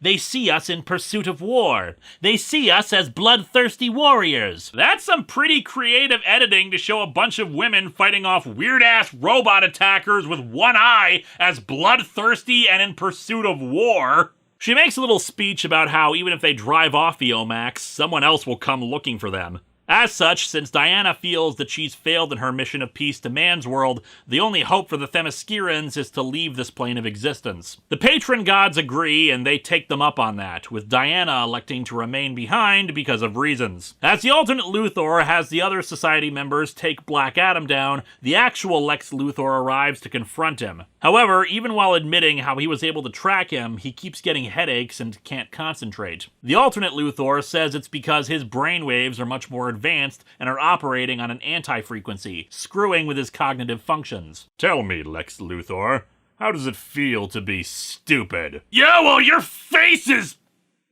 shut up! Lex blasts the alternate Luthor, but it does nothing to him. He instead just shoots back with purple energy. Meanwhile, Earth 2 Superman says that none of this was Bruce's fault, that he can't trust the people around him. However, Bats has a perfect counter-argument. And what about Dick Grayson? Yes? Is he a better man on your Earth than he is on mine? No. Aha! I bet your Batman never even fed him a single rat! Batman pulls out the kryptonite ring to try to repel him, but the Earth 2 Superman isn't from this universe, so the radiation from it doesn't affect him. Yet I guess yellow sunlight is the same no matter what universe, since that still seems to work fine on you. I'm guessing it does affect him, just not as severely or as quickly as it normally would. Earth 2 Superman sees the ring as a symbol of mistrust and paranoia, so he destroys it and leaves. The black box repairs are almost complete, and Bruce prepares to watch them. Over to the Lexes, the real Luthor destroys some of the computer equipment, and the alternate Luthor is revealed to be a hologram over Alexander Luthor. A figure, the reader is led to believe it's the Earth 2 Superman, destroys Lex's power armor. Alexander tells the figure to erase him, but before he can carry on with that, Lex uses a teleporter to escape. While Batman watches the security footage, Power Girl returns to the cave to try to talk to Superboy Prime and Alex, suggesting that they talk to the heroes of this Earth, figure out a way to save everyone. However, when she can't find them, she goes deeper into the cave and discovers something. Now, before I make this reveal, I want to share for a second what I and a few others on a message board back in the day thought was going to be the big reveal, since the clues end up lining up better in my humble opinion, and because it's my show and I can spend my time doing whatever the hell I want. The build-up to Infinite Crisis didn't make a lot of sense as a sequel to Crisis on Infinite Earths when you look at the individual pieces. I mean, a war out in space? Some rogue artificial intelligence? The Spectre trying to destroy magic? Sure, these are all bad things, but what the hell does that have to do with the original Crisis? Well, it's only when you put them all together, and especially combine that with the first issue, that you see a bigger picture forming. The Omax flying around the red sky? What if it's not just homaging the imagery, but the Omax are the new shadow demons? The Anti-Monitor was almost foiled by the heroes and villains of Earth joining forces against him, and the heroes even had to deal with villains taking over some of the alternate Earths. What if the villains were no longer a threat, or in fact, were working for you? Adam Strange and a few other cosmic heroes had been the ones to go to Darkseid and ask for his help against the Anti-Monitor. Suddenly, there's a big cosmic war going on that's distracting them. And the Spectre himself, boosted by the mystical energy of all the magical beings in the DC universe, stopped the Anti-Monitor at the beginning of time. Add on Pariah warning the alternate Luthor about an apex predator, and suddenly the picture is becoming very clear. The return of the Anti-Monitor. After all, the character had officially been dead since Crisis on Infinite Earths. People like the Psycho Pirate survived, but not the Anti-Monitor. And he had already proven how hard he was to kill. The biggest, baddest bad of the DC universe making his terrifying return. Now that is a crisis to worry about. Well, we were sorta right. On a 2-page spread, Power Girl finds one of the Monitor's vibrational tuning fork towers, with the corpse of the Anti-Monitor shoved into the middle of it. Well, I've got to admit, as far as trophies of your victories go, that's probably better than a giant penny. And today, we're gonna see what happens when we put the Anti-Monitor in a hydraulic press. More importantly, though, there are a number of figures attached to the tower, including Lady Quark, Black Adam, a lesser-known hero named Breach, the Ray, and the Martian Manhunter. Power Girl is knocked out, and interspersed with that is Batman viewing the black box footage, revealing that the Martian Manhunter's kidnapper and the accomplice to Alex Luthor is, of course, Superboy Prime, ending issue 3. Issue 4 begins with the Society deciding to drop chemo on Bloodhaven, for no good reason other than Deathstroke being pissy at Nightwing over stuff that happened in his solo book. I'm guessing anyway, since the villains otherwise just decided to blow up an American city because, why not? Fortunately, Bloodhaven is back at the time of this video thanks to DC Rebirth, but man oh man was destroying Bloodhaven just such a dumb idea. I get why they did it. One of the original plans for Infinite Crisis was to kill Dick Grayson. There was a thought that it was hard to place the age of characters like Bruce Wayne because he not only had a sidekick who was now an adult, but he had another teenager he was training too. So the idea was, hey, let's kill this in-between generation and hope nobody remembers they exist because how dare Bruce be 40? As a reminder, even at this point, the majority of readers were people who were long-time fans, so it's not like they were just going to forget the original Robin! But yeah, if Nightwing was gonna die, why keep around the city they had established for him? Then they realized what a mistake killing him would be, but still had Bloodhaven destroyed. It was such a short-sighted move that I am shocked that they never tried to fix it later after the atrociousness of Battle for Bloodhaven and the plot points of Countdown that everybody pretty much agreed to never speak of again. Power Girl, now hooked up to the tower, demands to know what the hell Alex and Prime are doing. The two reveal that they've actually been coming to this universe for a while to initiate their plan. Prime was able to bust out of their little heaven dimension, same as the Earth 2 Superman did, by punching walls. And no, it is not in Infinite Crisis where it's revealed that him punching those walls is what created all the continuity errors in the DC universe. That was in the Secret Files and Origins comic for Infinite Crisis. What's sad is that even if that had been a thing in this book, it's not even in the top 10 silliest things we've ever seen on this show. And thus he explains how the disparate elements really connect. His machine requires various superpowered individuals to work, so he created the Society to collect those individuals. Those individuals originate from different worlds in the multiverse. He recruited the Psycho Pirate and had him give Jean Loring the Eclipso Diamond, in turn getting her to get the Spectre on his quest, creating a bunch of raw magical energy to power his machine. Which is really funny when you realize he subcontracted out this job to the Psycho Pirate, who subcontracted it out to Jean Loring, who in turn subcontracted it out again to the Spectre. Lex Luthor wishes he was this convoluted in business. The programming for the tower would come from Brother Eye. Alex was the one who assumed control over it and advanced its artificial intelligence to its current point. Superboy Prime, being as powerful as a pre-crisis Superman, was able to literally move planets around through sheer brute strength, shifting worlds and gravitational forces so that the center of the universe was now where it was in Earth 2's universe.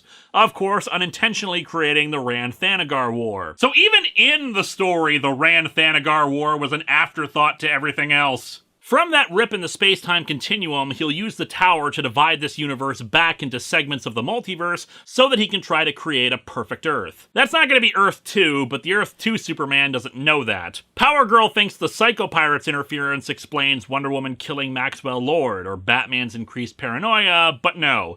Alex says they did that on their own. And good on them for sticking to that. While there's plenty of arguments to be made about out-of-character behavior, sometimes it's important to have characters make mistakes and not try to sweep it under the rug as a villainous plan. And in this case, it's important to show that, yeah, this world is flawed, but it's not worth killing it all because of some douchebag's quest. I admit I'm of two minds about Alex being the real villain here. On one hand, I do get the motivation about believing this Earth to be corrupted, or that given his unique birth and development, he may have just had some weird hang-ups and ethos. But on the other hand, this feels really at odds with his characterization in Crisis on Infinite Earths, where he seemed a lot more noble and understanding of right and wrong. Power Girl tries to argue with him, but Alex won't hear any of it. "Hush, Kara. It's time for you to sleep like the others." And he kisses her to knock her out. Is that how he put all the other ones to sleep?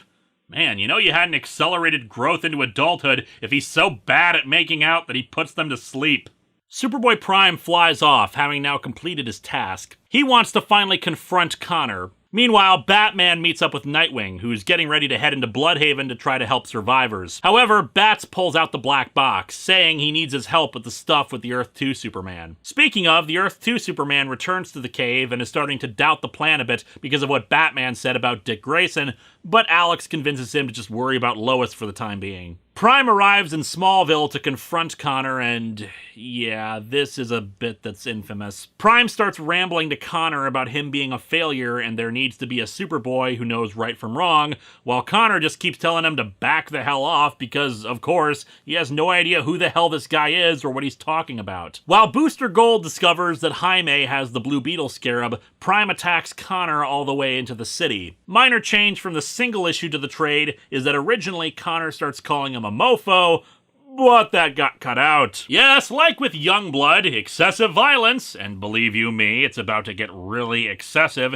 is perfectly okay, but how dare we even imply a naughty word? Batman explains to Nightwing what's going on with the Earth 2 Superman and Prime and all that. He wants Nightwing to rally the heroes against them because, well, nobody trusts Batman anymore. Instead, he's gonna go deal with Brother Eye, so they split off to do their respective things. Speaking of the Titans, since Prime is absolutely wailing on him, Connor decides to call in the troops and summons the Titans via his communicator. And they bring everybody, even the Doom Patrol and the JSA. The stuff with the Spectre is resolved quickly as we see him get bonded to a new host, one of the main characters of the title Gotham Central, but back to Prime. And the infamous moments. Prime accidentally punches off the head of former Titan member Panther. He even screams, crying that he didn't mean to do that, further still murdering Baby Wildebeest, Bushido, and ripping off the arm of Risk from the Dan Jurgens Teen Titans group. So, yeah. Let's talk about this event for a moment, and what it's really about beyond just a sequel to Crisis on Infinite Earths. Nostalgia can be toxic. Now, bear in mind, I did not say that it is toxic, but that it can be toxic. This assumption that because we have pleasant memories of something, that it was always good all the time. A desire to get that back ignores all the good that's come since then, as well as all the bad stuff that was there too. And it poisons you, making you more susceptible to deception, to your own greed. Who's to say that your own past is more important than someone else's future? And because you want something that may not have been real at all, the farther the goalpost gets, because you can't really reclaim it. So it just gets worse and worse, and you get greedier and more desperate for it, because what you really want is never going to come. Until in the very end, you become the thing you hated in the first place. You become more concerned with chasing some imaginary feeling that you forget where you are, and that you can create real, attainable goals right now. To this mindset, the past is more important than the future. The Earth 2 Superman thinks that he can reclaim everything by bringing back something from his past. Superboy Prime exemplifies this most of all, and in issue 4, his character works. Because it's an actual tragedy. Someone who thinks he's reclaiming something that's his, when of course it isn't his. He's too fixated on this ideal version of the world that he can't believe that anything else is possible. The reason why I mock Superboy Prime and other works is because he stopped being this cautionary tale and instead became a farce, a method for the writers, Jeff Johns in particular, to complain about angry fans who didn't like his work. Oh, they don't like change! They only want something from their past! But as I've said before, Jeff Johns is guilty of this too. The man has never met a retcon he didn't like. He likes to pretend plot points happened a certain way because it suits the story he wants to tell. Connor Kent is a perfect example of this. Jeff Johns is the one who introduced the retcon that Connor was also a clone of Lex Luthor, because it served the story he wanted to tell. He is guilty of the exact same toxic nostalgia, wanting to recreate a world from his past by sacrificing the past of everybody else. And sometimes that world was better. Hal Jordan's turn to evil was a bad idea, and fixing that was the right call. The difference between Superboy Prime and Jeff Johns is that Jeff Johns is capable of fixing those mistakes while not sacrificing everything else that went along the way. Bear in mind, when he brought back Hal Jordan, he didn't kill Kyle Rayner just because, well, you gotta clear the way for Hal. It's more about repairing the future rather than changing the past. Sure, he still screws it up on occasion. Prime himself is the best example of that. But he's usually intent on serving the larger picture. Superboy Prime, however, is trapped in this sense of entitlement. His reality, his sacrifice is the only thing that matters to him. He feels he deserves it all, and doesn't care who he has to hurt to get it back. And despite his constant proclamations, it's because he's not Superman. Superman is a promise to serve the world, all of humanity, hell, all of life itself. He puts the world before himself because that is the man he's grown to be. Superboy Prime, though, well, he's a teenager who suddenly got superpowers, lost his entire planet, got shoved into a glass prison with 2 old people and a weird creepy guy who was technically only a few days old, and gets to watch everybody else on Earth get the happy ending he thinks he was supposed to get. Dude's got issues. Infinite Crisis is trying to be critical of this mindset, but it also has no answer to the rightful criticisms that mindset lobbed at the DC universe. It has gotten too dark. The heroes have done morally questionable things that have ended up hurting themselves and others. And while it's still shaking its finger at all that, it revels in those same elements. Excessive violence, death, the heroes failing. All of it is personified in a teenager bawling his eyes out while literally ripping people apart and screaming, "You're ruining everything!" But this review has already ballooned far beyond what it was intended, and there's a long way to go, so let's continue. With things escalating out of control, the only solution they can think of to get Superboy Prime out of there is by having the Flashes, Jay Garrick, Wally West, and Kid Flash Bart Allen, super speed Prime into the Speed Force. Unfortunately, the effort is, well, quite a bit harder than they expected. Wally ends up trying to say goodbye to his family because he doesn't think he's coming back, but his wife is like, screw that noise, and kisses him, joining with him into the Speed Force. Only Bart is left to push Prime, who taunts him and says he's all alone. But, of course, he's not alone either, as Barry Allen and Bart's mentor, Max Mercury, emerge from the Speed Force to help grab Prime and pull him in. "You can't get rid of me!" "Oh, but if only, kid. If only." So yeah, several Titans slaughtered in horrible ways. True story, on the old Super Dickory forums where I hung out, there was a huge fan of Pantha who was naturally pissed about this story, because even at this point, Pantha's origins had been left unrevealed, and she was killed simply to give character motivation for other Titan Red Star, which is already bullcrap considering how little they did with it, but I digress. Apparently word got to Jeff Johns about that, and in a Booster Gold storyline showcasing an alternate timeline for these events, he made sure to include Pantha and gave her a backstory tied to Maxwell Lord. Credit where it's due. Jeff Johns has a lot of flaws as a writer, but he at least tries to fix up some stuff like that even when he didn't have to. Anyway, in the Arctic, the tuning fork is raised into the sky, the OMAX circling as a defense force. Alex has the Psycho Pirate make Black Adam summon the Shazam lightning, powering the tower. Alex goes to the Anti-Monitor's corpse and engages everything, using the anomaly at the center of the universe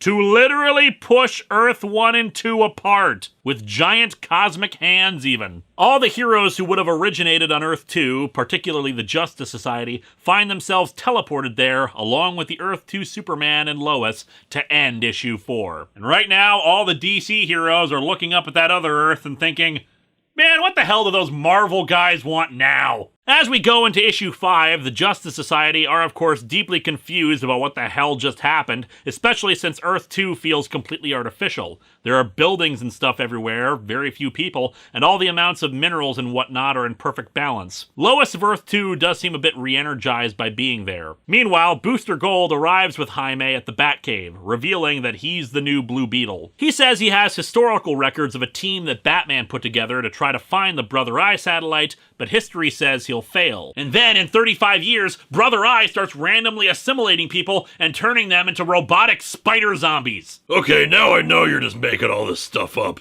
The satellite is cloaked, but the technology of the Blue Beetle scarab will let them find it. Meanwhile, Lex goes to Connor, who's in a healing tank thingy, in his underwear so he can absorb all the healing juices better, and is mad about what Prime did to him. During his battle with Alex, a shard of the computer crystal technology got sent into Lex's neck and has grown between issues, and he thinks that Connor can use it to track them, so he leaves it behind while he goes and does something else, I don't know. Maybe being defeated by his alternate universe son, who still has hair, and a Superman at his beck and call took him down a peg. Back to Earth 2. The artwork for the Earth 2 scenes are done by Jerry Ordway, and for the most part it's good, but unfortunately his smiling Lois is a little creepy.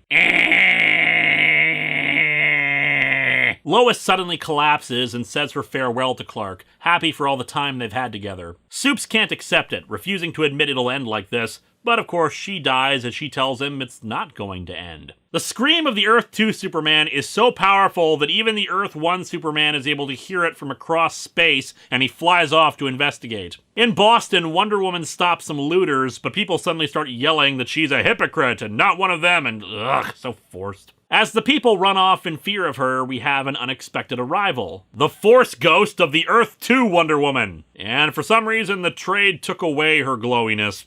Whatever. She got blasted by the Anti-Monitor in Crisis on Infinite Earths, but the gods saw fit to ensure she would forever have a place among them, so I guess she's just been hanging out in Olympus since then. The Earth 1 Superman arrives on Earth 2 and finds his counterpart cradling the dead Lois and asks what the hell is going on, but the Earth 2 Supes thinks that this is his fault, that he killed Lois by bringing his corruption with him. And thus he does his homage to Action Comics #1 by smashing a green car on Earth 1 soups. So I guess in this version, Dead Lois is the guy who's always really surprised by it. While the two fight, Alex Luthor continues to observe things and remarks that he'll miss Lois, but she was never going to survive. Yeah, if you hadn't guessed, it wasn't some corruption that killed her. She was really, really old and died of natural causes. It happens. Unfortunately, this is also where Alex has gone completely evil, as the Psycho Pirate remarks that he doesn't sense much sorrow from him despite his claims. He also doesn't give a crap about Superboy Prime's disappearance either. Basically, he's just Lex Luthor with hair now. Back to the Wonder Woman, Earth 2 Wendy recaps her own history and flies her over to Earth 2 to help out Superman. Earth 1 Diana thinks she's failed her mission, but her counterpart says that's not the problem. You've been a princess, a goddess, an ambassador, and a warrior, but the one thing you haven't been for a very long time is human. I'm going to go ahead and do this just as slowly as possible so you don't misunderstand. No. Jeff Johns does not get Wonder Woman. Or at the very least, he did a lot better with her later, but Infinite Crisis is really the tipping point of him not getting the character at all. She's not human. She can't relate to humans. She's some kind of mystical clay goddess person who's not a person and tries too hard to be perfect. Blah! As a reminder, canonically, Wonder Woman has lost her powers multiple times, worked at a fast food joint and did not think the work was beneath her, served as a political ambassador, wrote a popular book, frickin' blinded herself to defeat the previously mentioned Medusa, then went through Hades, not to recover her eyesight, but to restore a child who had been turned to stone by that Medusa. The idea that she can't relate to people assumes that Wonder Woman has not undergone any character development since she first left Themyscira. And what the hell does relating to people have to do with her murdering Maxwell Lord? Given what happened in that situation, I'm willing to bet that quite a few normal people would have snapped Lord's neck just as quickly as she did. Probably kicked him in the balls a few times for fun first. If it was just the murder, that'd be fine, a controversial action, but the story keeps harping on her not being human thing, as if this is a fundamental flaw of the character or something, and it's utter bullcrap! To be human is to care for people, to help people, to love people. And the only person who could do that better than Wonder Woman is Superman. But they wouldn't compare because being a good person is not a competition! But whatever. Wendy arrives and puts a stop to the fight, which has already leveled half of Earth 2's metropolis. Man, I bet if there were any people around, they'd mention how these two Supermen saved them. The Earth 2 Superman berates the two over their dark actions. The mind wipe, the satellite, the murders. And worst of all, you, Superman, could have stopped this before it started! You should have! How? Like, we're still on this point? How would he have stopped them from doing something he didn't know about? It's not a matter of leading by example, because he was already himself, already being Superman and inspiring and crap. Anyway, he screams that he had the potential to make his Earth a perfect world, and that's why he had to recreate Earth 2. However, the Earth 1 Soups points out the flaw in this logic. If you're from this Earth, it can't be perfect, because a perfect Earth doesn't need a Superman. So really, instead of Infinite Crisis, they should have called this book, Turns Out I'm the Asshole. Alex explains that his plan is to recreate the multiverse so that he can sift through thousands upon thousands of worlds, mixing and matching components until he finds a perfect Earth. When you get right down to it, Alex is basically a cosmic bartender trying to mix drinks for the perfect cocktail. And at the universe's core, Firestorm reappears from his tie-in books, and Red Tornado says to follow them. Kyle Rayner has an idea. Oh man, I can't wait to see what Kyle Rayner's plan is. Man, this stuff in space is like the best part of the whole comic. The Psycho Pirate asks why Alex played along with Superman's Earth 2 idea for so long, and he says that he needed him alive. For some reason he doesn't understand, everything comes from Superman. Unless you ask certain DC executives, then they'll say everything comes from Batman. And so Alex splits up the universes again, creating this cool image of multiple repeating Supermen. It just makes everything go completely nuts. Heroes shifting around to different worlds, Earths disappearing, reappearing, and exploding in the sky. Disasters continuing over on Earth 1. And all through it, Nightwing trying to call all the heroes to Titan's Tower unsuccessfully. Nobody's coming, except for Connor, who's finished healing up. The two compare notes, including how they can use the crystal to track the ones responsible for all this. Unfortunately, issue 5 ends with things going from bad to worse. Bart Allen returns from the Speed Force wearing Barry Allen's old costume and warning everybody that Superboy Prime is returning, now wearing an armor resembling the Anti-Monitors. A cool, creepy image that was spoiled for most people because of a toy announcement of him looking like that.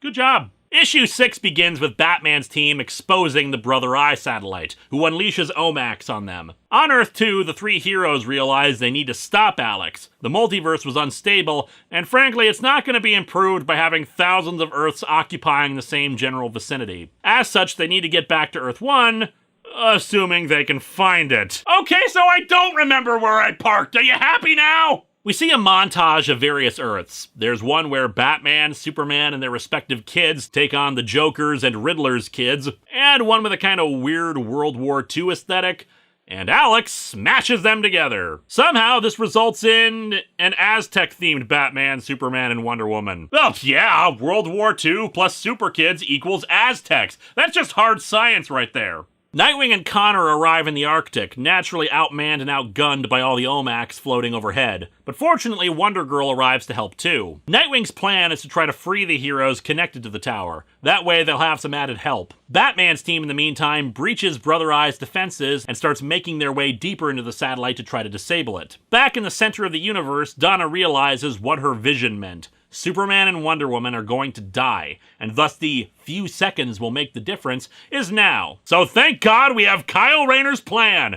Everybody follow Kyle, and maybe they can focus their power together to hurt the giant hands doing whatever it is they're doing. You magnificent bastard, I read your book!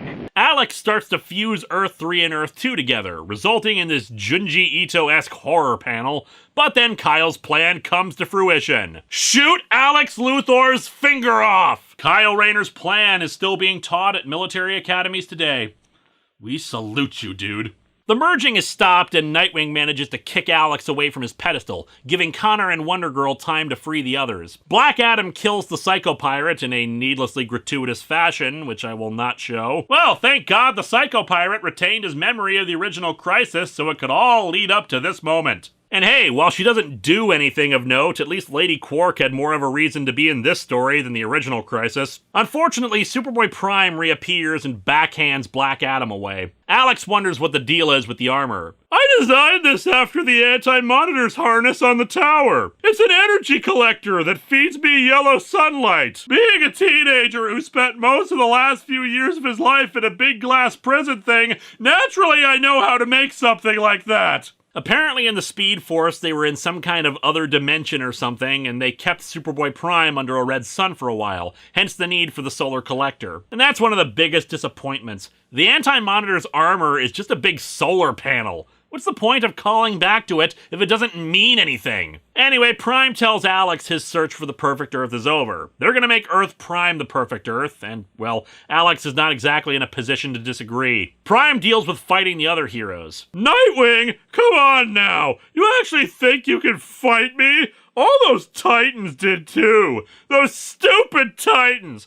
I'm gonna tell you a secret. I wasn't even trying last time. Well, so much for Superboy Prime, tragic figure. Time for Super Bastard Podunk. Batman's team is finally able to disable Brother Eye, with Batman himself getting rescued by Hal Jordan. He asks to go to the Arctic, since Brother Eye informed him of the battle going on there. While in that battle, Connor tackles Prime right into the tower, destroying it in the process. The destruction of the tower recombines everything back into one Earth. As I've said before, Infinite Crisis does not resolve in a reboot, but an altered timeline. As we see in this montage of panels where we see minor bits of DC history being altered, like the killer of Batman's parents being caught, Superman acting as Superboy in Smallville as a teenager, that sort of thing. More importantly though, Connor sadly has been mortally wounded in the battle, and he says his farewell to Wonder Girl, ending issue 6. You did it, Connor. You saved the Earth. You saved everyone. I know, Cass. Isn't it cool? Supergirl's epitaph in the original Crisis was an excerpt from Robert G. Ingersoll's Declaration of the Free. Connor Kent's was, isn't it cool? can't help but feel that it doesn't have quite the same punch. And thus we come to the final issue. The Trinity blame themselves for all this, Batman promising that they will never let this happen again. They need to learn from all this to be better. Even the Earth 2 Superman is contemplating how much he screwed up Royal, but unfortunately there's no time to grieve. Remember that prison break the Society planned? Yeah, it just happened, unleashing hundreds of regular prisoners and meta-human villains into Metropolis.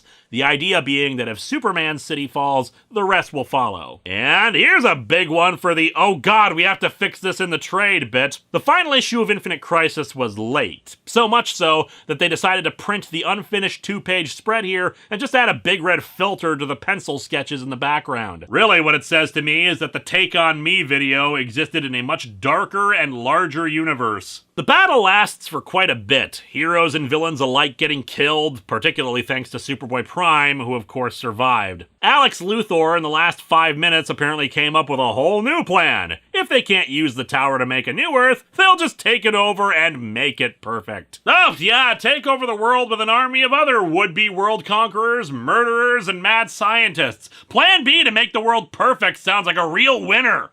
Along with everybody else who's unleashed, Doomsday also makes an appearance. Fortunately, in a truly badass moment, both Supermen show up and kick the crap out of Doomsday. The heroes soon turn the tide, and the Earth 2 Superman confronts Alex, demanding to know why he would use them, let Lois die like she did, despite being like a mother to him and Superboy Prime. Because I am like my father was. The only hero in a world full of villains. You have killed countless innocent people, manipulated your friends and loved ones, shown no regard for the well-being of others, are happy to destroy entire worlds to fulfill your goals, and have now decided that you're gonna use an army of supervillains to conquer Earth! Does that sound like a hero? Well, when you put it like that, not really, but, Then what the hell, man? What the actual hell? Prime is attacked by Bart Allen, but he's so far gone now that he's decided that if he can't have his world back, he'll just clear the board. I'll fly right through Oa, right through the planet at light speed. There'll be a new Big Bang. Everything will restart, and I'll be the only one left again. There is logic in what he says. Yeah, not sure how the hell that works, but whatever. The heroes try to pursue, but he's going too fast to catch up. There's a page added for the trade to expand on a fight with the Bat family versus Deathstroke. It's good for pacing, but what concerns us now is that Nightwing gets blasted by Alex Luthor, and some supervillains crashing nearby send everybody flying. While Prime manages to outrun the others, he runs right into the Green Lantern Corps, warned by Hal Jordan of his approach. They manage to slow Prime down with a 300-mile thick wall of construct energy that allows everyone to catch up, and they have a plan. The two Supermen tackle Prime and fly off with him while Alex confronts Batman in the rubble. Another page added to show more fighting in Metropolis, as well as confirmation that Nightwing is going to be okay. Yeah, in the original printed version, there was a lot of confusion and belief that Nightwing was dead, not helped by a panel of him in a puddle of his own blood. Unfortunately, it makes what happens next have a bit less of an impact. Anyway, Alex. We're not so different, Bruce. Being the only hero in this world means that it makes perfect sense for me to have the cliched villain speech about being the same as the hero. Batman knocks Alex down after his speech and grabs one of Deathstroke's guns, putting it right up to Alex's head,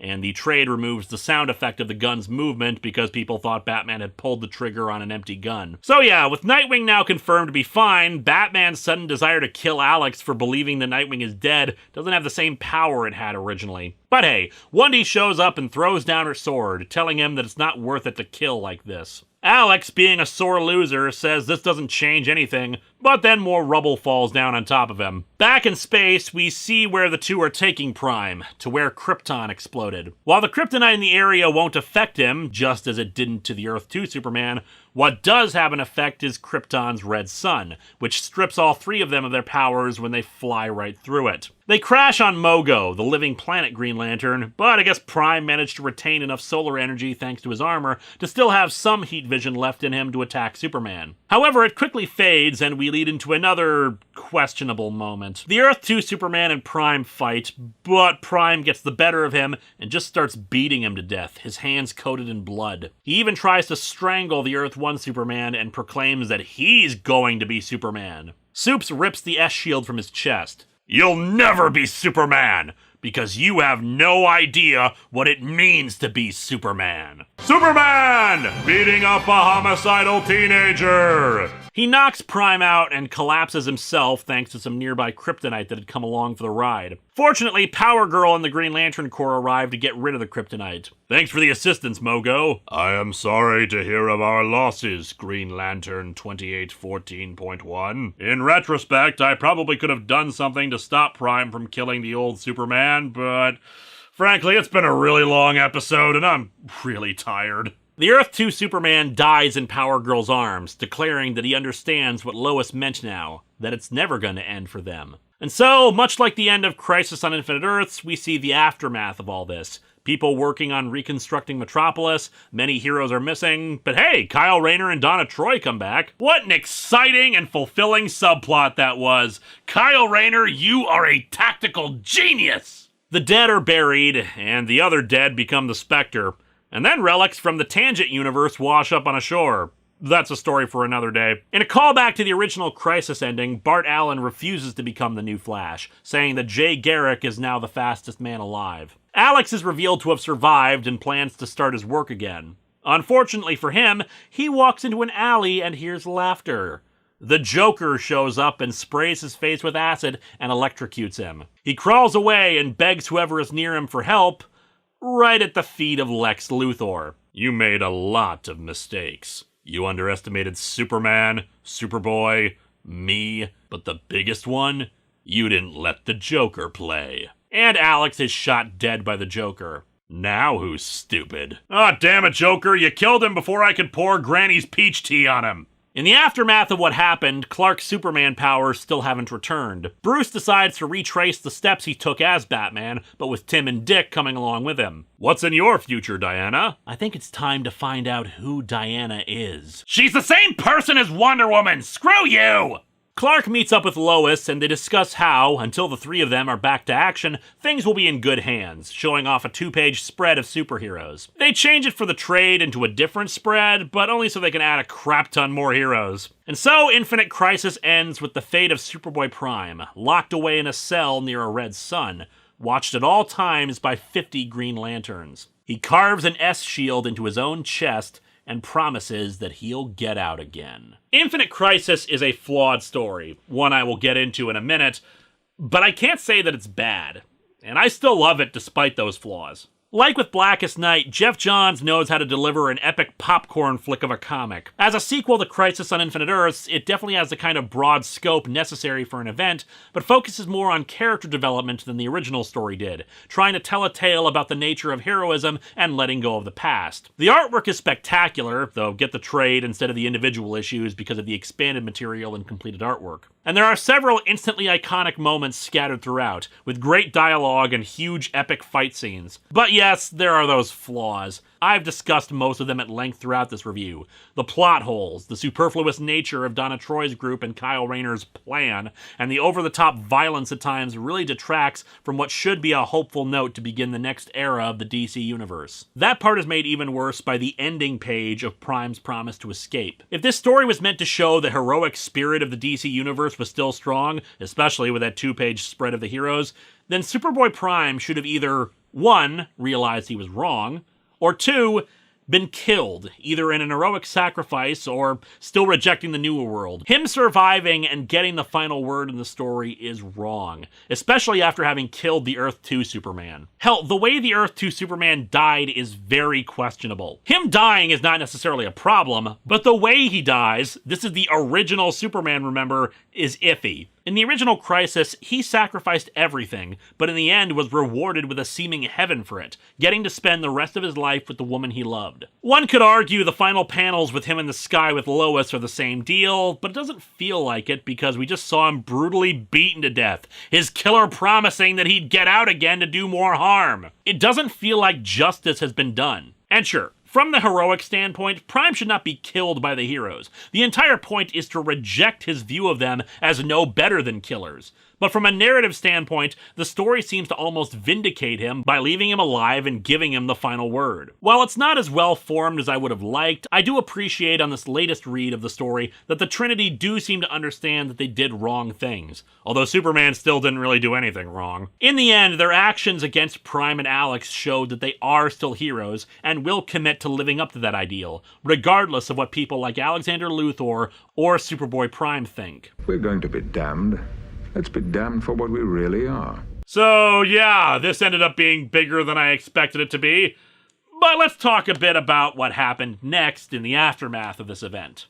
And there was a lot, more than I can really get into. Superboy Prime, of course, would eventually escape with the help of the Sinestro Corps, leading into that crossover storyline and his eventual arrival in Countdown, where he became even more of a joke. The Teen Titans would go through a lot of hardship after these losses, taking quite a while for the team to really recover. On that note of recovery, it was decided as a marketing ploy to jump all DC books ahead 1 year, with a big 1 year later sign and everything, to try to get people to recover from the massive event as quickly as possible. The tale of what happened in that intervening year was told in 52, a weekly series told in real time that showed the stories of various characters for good and for ill. Connor Kent would eventually be brought back to life a few years later thanks to a tie-in to Final Crisis, and we'll be getting into that later this month. Alex Luthor would remain dead, briefly appearing in a Blackest Night tie-in, but otherwise an attempt at resurrecting him was made in a later Justice League storyline. He would be briefly resurrected, but only to try to atone for his sins. There's a lot that I could cover about 52, but 52 is a fantastic story that I highly recommend you check out sometime. And while this was a direct sequel to the original Crisis, Final Crisis is not a sequel to this story. But we'll talk about that when we get to it. Next time, however, more on the subject of Infinity. For it's time for the direct sequel to Marvel's Infinity Gauntlet. And the title of the upcoming Marvel film, Infinity War.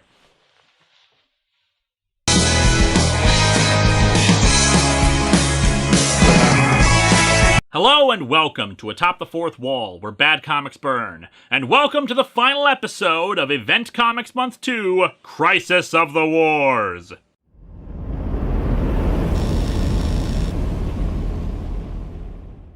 Oh, geez, this one's gonna be rough. So, Final Crisis. Yeah, people have been anticipating this one for a while. Mostly me, since I thought I was gonna be reviewing this in like 20 years or so. Yeah, back in 2009, a residual effect of Dr. Insano playing around with hypertime sent me about 30 years into the future. My future self was reviewing it at that time, and, well, I kind of expected that that would be when I eventually covered it. Your future is whatever you make it, so make it a good one. Well, I failed that already, because if I was trying to make it a good future, I wouldn't be talking about this thing. On the plus side, pretty sure I'm not going to be living with my parents in the future. Unless YouTube collapses and I lose yet another platform. Anyway, Final Crisis. Back in 2009, I did a 4-part look at Countdown, a weekly series made in the wake of the much more successful book 52. It was a mess, and very bad. Recall that I'm pretty sure I can find a way to link every bad comic ever made, at least from the big two, back to Countdown in some way. Yes, even books that had been made before it, it's a crap factor that transcends space and time. Like I said, I read Countdown as it was coming out, hoping beyond hope that it would either improve, or that the journey would be worth it in getting to Final Crisis. Well, here we are at Final Crisis, and frankly, yeah, the journey was really not worth it. Final Crisis is considered incomprehensible at best by many, but others herald it basically as a work of art, with a very popular theory about the book that it's a metatextual deconstruction on the nature of storytelling, superhero comics, and in particular that it's a parallel to an Alan Moore Superman story, namely, Whatever Happened to the Man of Tomorrow. That one's about the last adventure of the Silver Age Superman before his existence was retconned by Crisis on Infinite Earths. I'll get to my feelings about that theory in the review, but I am including a link in the video description to that analysis just because it's really good and well thought out. But let's go back to Countdown for a second in relation to this event. Grant Morrison handed DC Editorial a bunch of plot points for Final Crisis, which had its first issue actually written a year before Countdown, and the higher-ups were like, Cool, let's have a story where we get to that point. The problem is that Grant Morrison apparently has a completely different DC universe going on inside his head than what's actually happening in it. So while his story is technically better, it's at odds with what happened in Countdown. Grant had actually asked DC editorial explicitly to not use the new gods in anything for the year leading up to Final Crisis. He wanted their return in the story to be more impactful because no one had seen them for a while. So naturally, DC editorial took that request and said, hey, let's have them show up everywhere to the point where people are sick of seeing them, and then kill them twice before they show up in the book where they're supposed to die. Editorial mandates, guaranteed to crush any story that could potentially be good or your money back. Just kidding, you're not getting your money back. It's made worse by the fact that since we can't see what's going on in Grant Morrison's version of events, a lot of the story feels confusing and nonsensical. Grant said at the time that fans cared more about the continuity disconnect than about what was actually in the story. Yeah, well, that kinda happens when you're cheated out of over $150 for something that's supposed to be leading into your event, but turns out it was just some garbage. And considering how Morrison mines a bunch of obscure continuity for Final Crisis, him rolling his eyes at fans being concerned with continuity is a bit hypocritical. Others have said that the problem with Final Crisis is that it's actually the culmination of several of Grant Morrison's other stories, most especially the maxi-series Seven Soldiers. Long story short there, it featured 7 different mini-series of heroes all fighting a war that was interconnected even though the 7 characters didn't realize that. One of those stories was Mr. Miracle, where Scott Free's apprentice Shiloh Norman took on the role and fought a reborn Darkseid in a strange environment where the new gods were all humans. That's probably the strongest connection, but even that seems tenuous here connected with everything else, since it's not really necessary to read that to get Final Crisis. Others say that Final Crisis is so convoluted and confusing because of stuff that was left out of the main book but should have been put in. The end result, though, as I said, is that Final Crisis is considered by most people to be weird, confusing, and impossible to untangle what the hell is going on. But here's the funny thing. Upon rereading it for this review, it's actually mostly straightforward what's going on. Mostly. The dialogue is awkward, I'll definitely say, but there is dialogue within the comic that says what is happening. Unfortunately, it's very much a case of tell, don't show, not helped by a bunch of things happening at once, and expects you to remember a lot of things said that don't seem like they're important because they're not framed as important. I also say mostly because, well, I'll explain when we get to it, but needless to say, there's a reason why people say there's stuff missing from the comic. I do think there is one other problem with the story. It was hyped completely wrong. I think what happened here is that since Infinite Crisis had years of successful build-up, multiple miniseries that led into it, and established important plot points for the crossover, that DC hoped to replicate that success for Final Crisis. Problem is that those prologues and lead-in stories are completely contradicted by the actual events of Final Crisis, or had nothing at all to do with it. Countdown was the main factor there, and we all saw what a great disaster that was. A few of the tie-in miniseries were mostly unrelated, like Legion of Three Worlds, or there was Rage of the Red Lanterns, which introduced the Red Lanterns properly into the Green Lantern mythos, and had even less to do with Final Crisis than Legion of Three Worlds. I mean, at least Superman meeting with the Legion in the future is something that happens in Final Crisis, but we can get into all that later. In the meantime, let's dig into Final Crisis and try to unpack this sucker.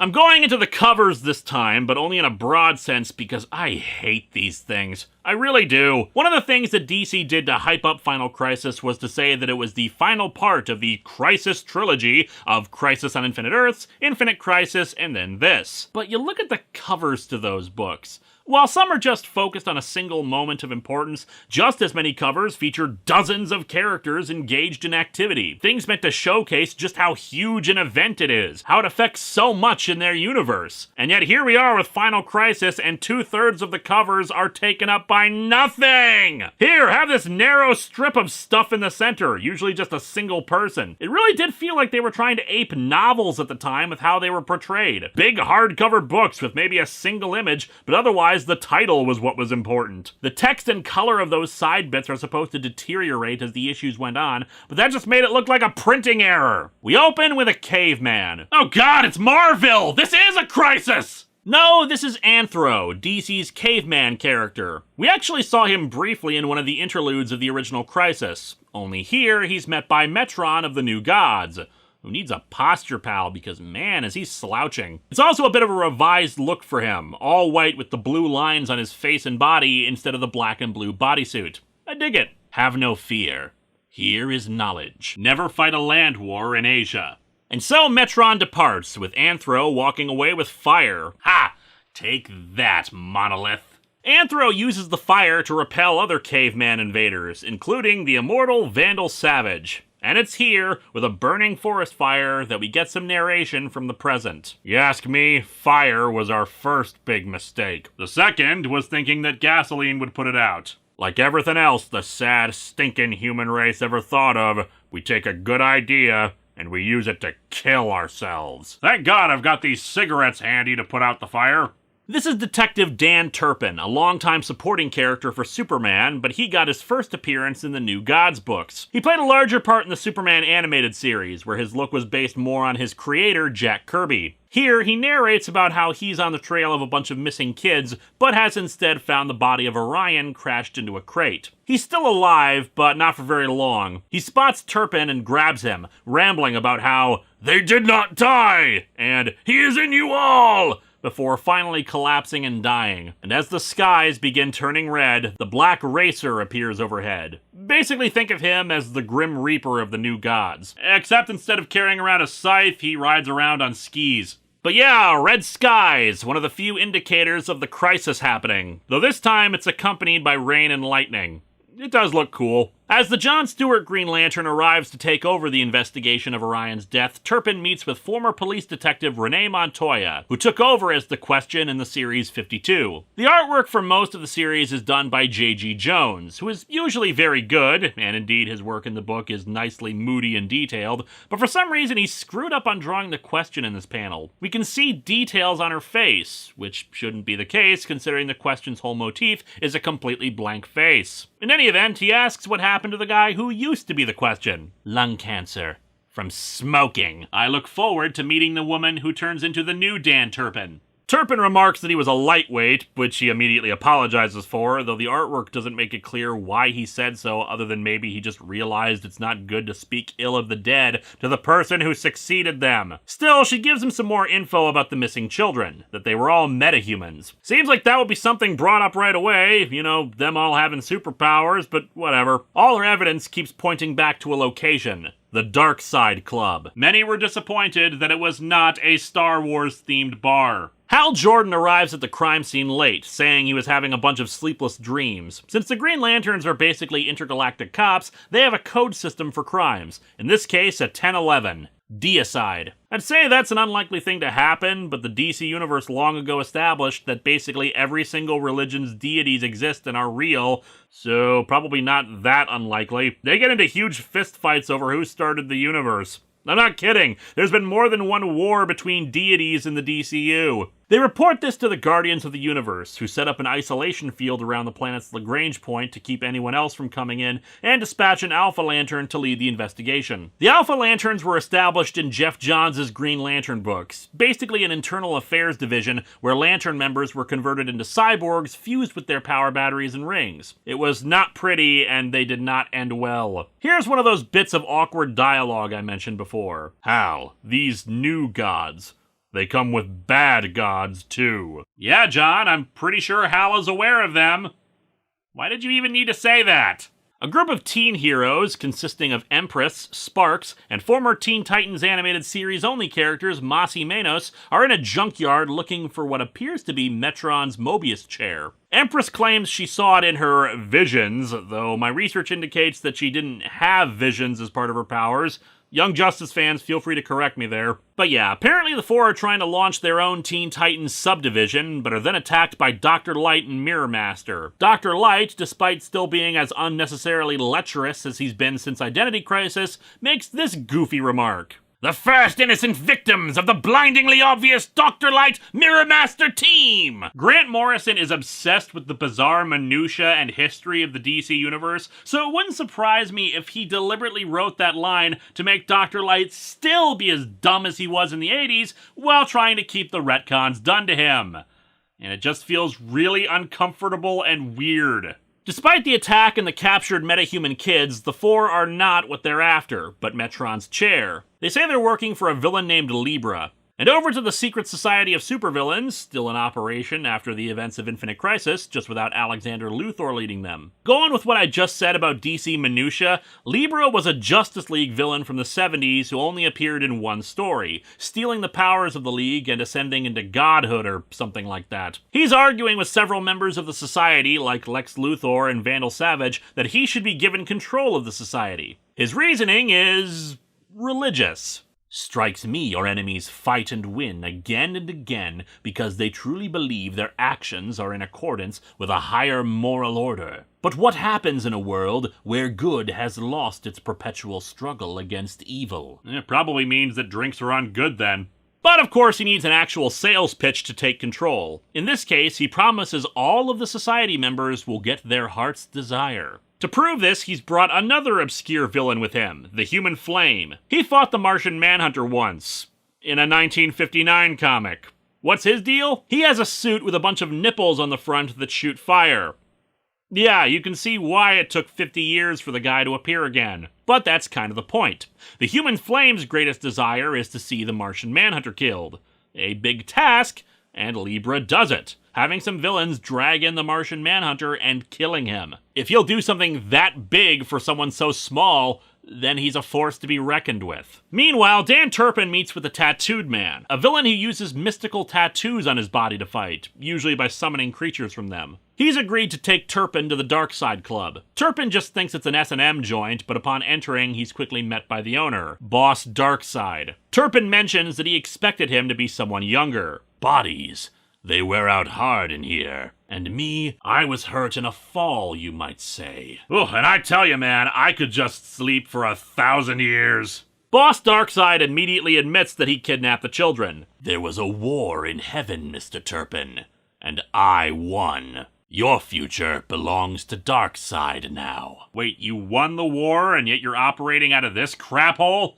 Man, heaven must have really gone downhill. He reveals the children, who all have glowing red eyes, and says that he's exposed them to the anti-life equation. Meanwhile, at the Hall of Justice, now there's a phrase I don't actually say that often, the Justice League are meeting to discuss Orion's murder, and once again the dialogue gets a bit weird. There's nothing particularly wrong with it, it's just it feels overly formal and uses descriptors that are not often associated with these characters. For instance, Wonder Woman says this: "If the evil gods are anywhere on Earth, it's imperative that we find them before they strike." Why call them that specifically instead of just Darkseid's forces or the like? Then there's Superman's line. "Unfortunately, Orion's murder seems to confirm some of our fears. Incidences of contact with the gods of New Genesis and Apocalypse have been on the increase. And I certainly wasn't involved in any miniseries where the new gods died. Nope, this totally confirms our fears about the new gods dying." And again, describing them specifically as gods. Superman also says that they're celestials, referring to them as being of divine origin or the like. And this is kind of important given what the actual crisis ends up being. Final Crisis seems to interpret the new gods as literal gods, that doing things to beings of ultimate power and godliness has the ability to warp reality itself. Then you add on the beginning with Metron handing fire to early man, like Prometheus or something, describing it as knowledge like in the Garden of Eden, Orion's murder described by the Green Lanterns as deicide, and that just adds more layers to the argument. Problem is, the new gods are not literal gods. No, they really are not. Metron is some dude flying around in a high-tech chair, Orion is a guy who can punch really hard and has a shiny helmet, and Darkseid is some asshole who can shoot lasers out of his eyes while trying to find the comfiest couch in the world to sit on. I don't say these things to diminish them as characters, their importance in the DC universe, or anything like that. I'm just reminding you that they are not tied into the very fabric of existence. They're aliens with super advanced technology and a few fancy powers if they're lucky. They are not gods any more than any other superhero in the DC universe is a god. Given how Kirby came up with the idea, if you really wanted to go with them being actual gods, it's more like the Norse pantheon. Sure, they're extraordinarily powerful, but not in the way they seem to be portrayed in Final Crisis. In an interview, Grant seems to contradict that. He describes the gods of mythology more along the lines of ultimate expressions of human emotion, and that the new gods are similar in regard to that, with Darkseid as the ultimate expression of evil, which doesn't quite work when you remember that these ultimate expressions of mood and feelings and stuff can be punched.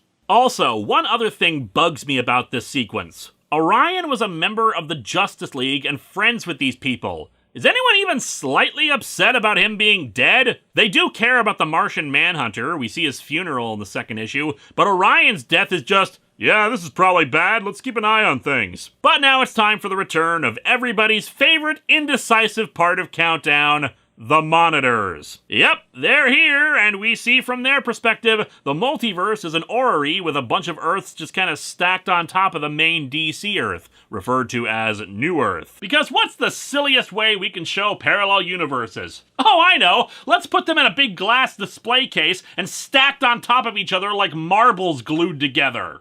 They mention the destruction of Earth 51 from Countdown and its monitor, now identified as Nix Wotan, who's put on trial for negligence in its destruction. I don't know how this played out in Grant Morrison's head, but whatever. They sentence him to exile, being reborn as a human on New Earth and stripped of his memories and abilities. A female monitor named Ouija Dell cries out that it's not his fault. Silence! We are multiversal monitors, ancient and wise!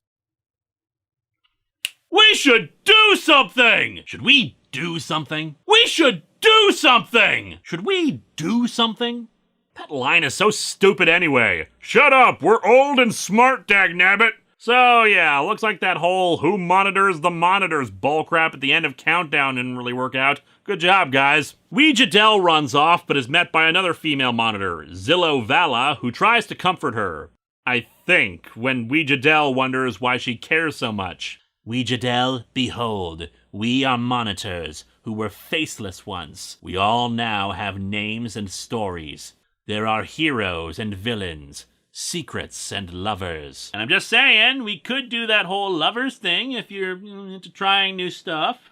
She says that another monitor, Ogama, fears that contact with beings in the multiverse has resulted in their changes. Consider our divine engine, our celestial fountain of interlocking universes.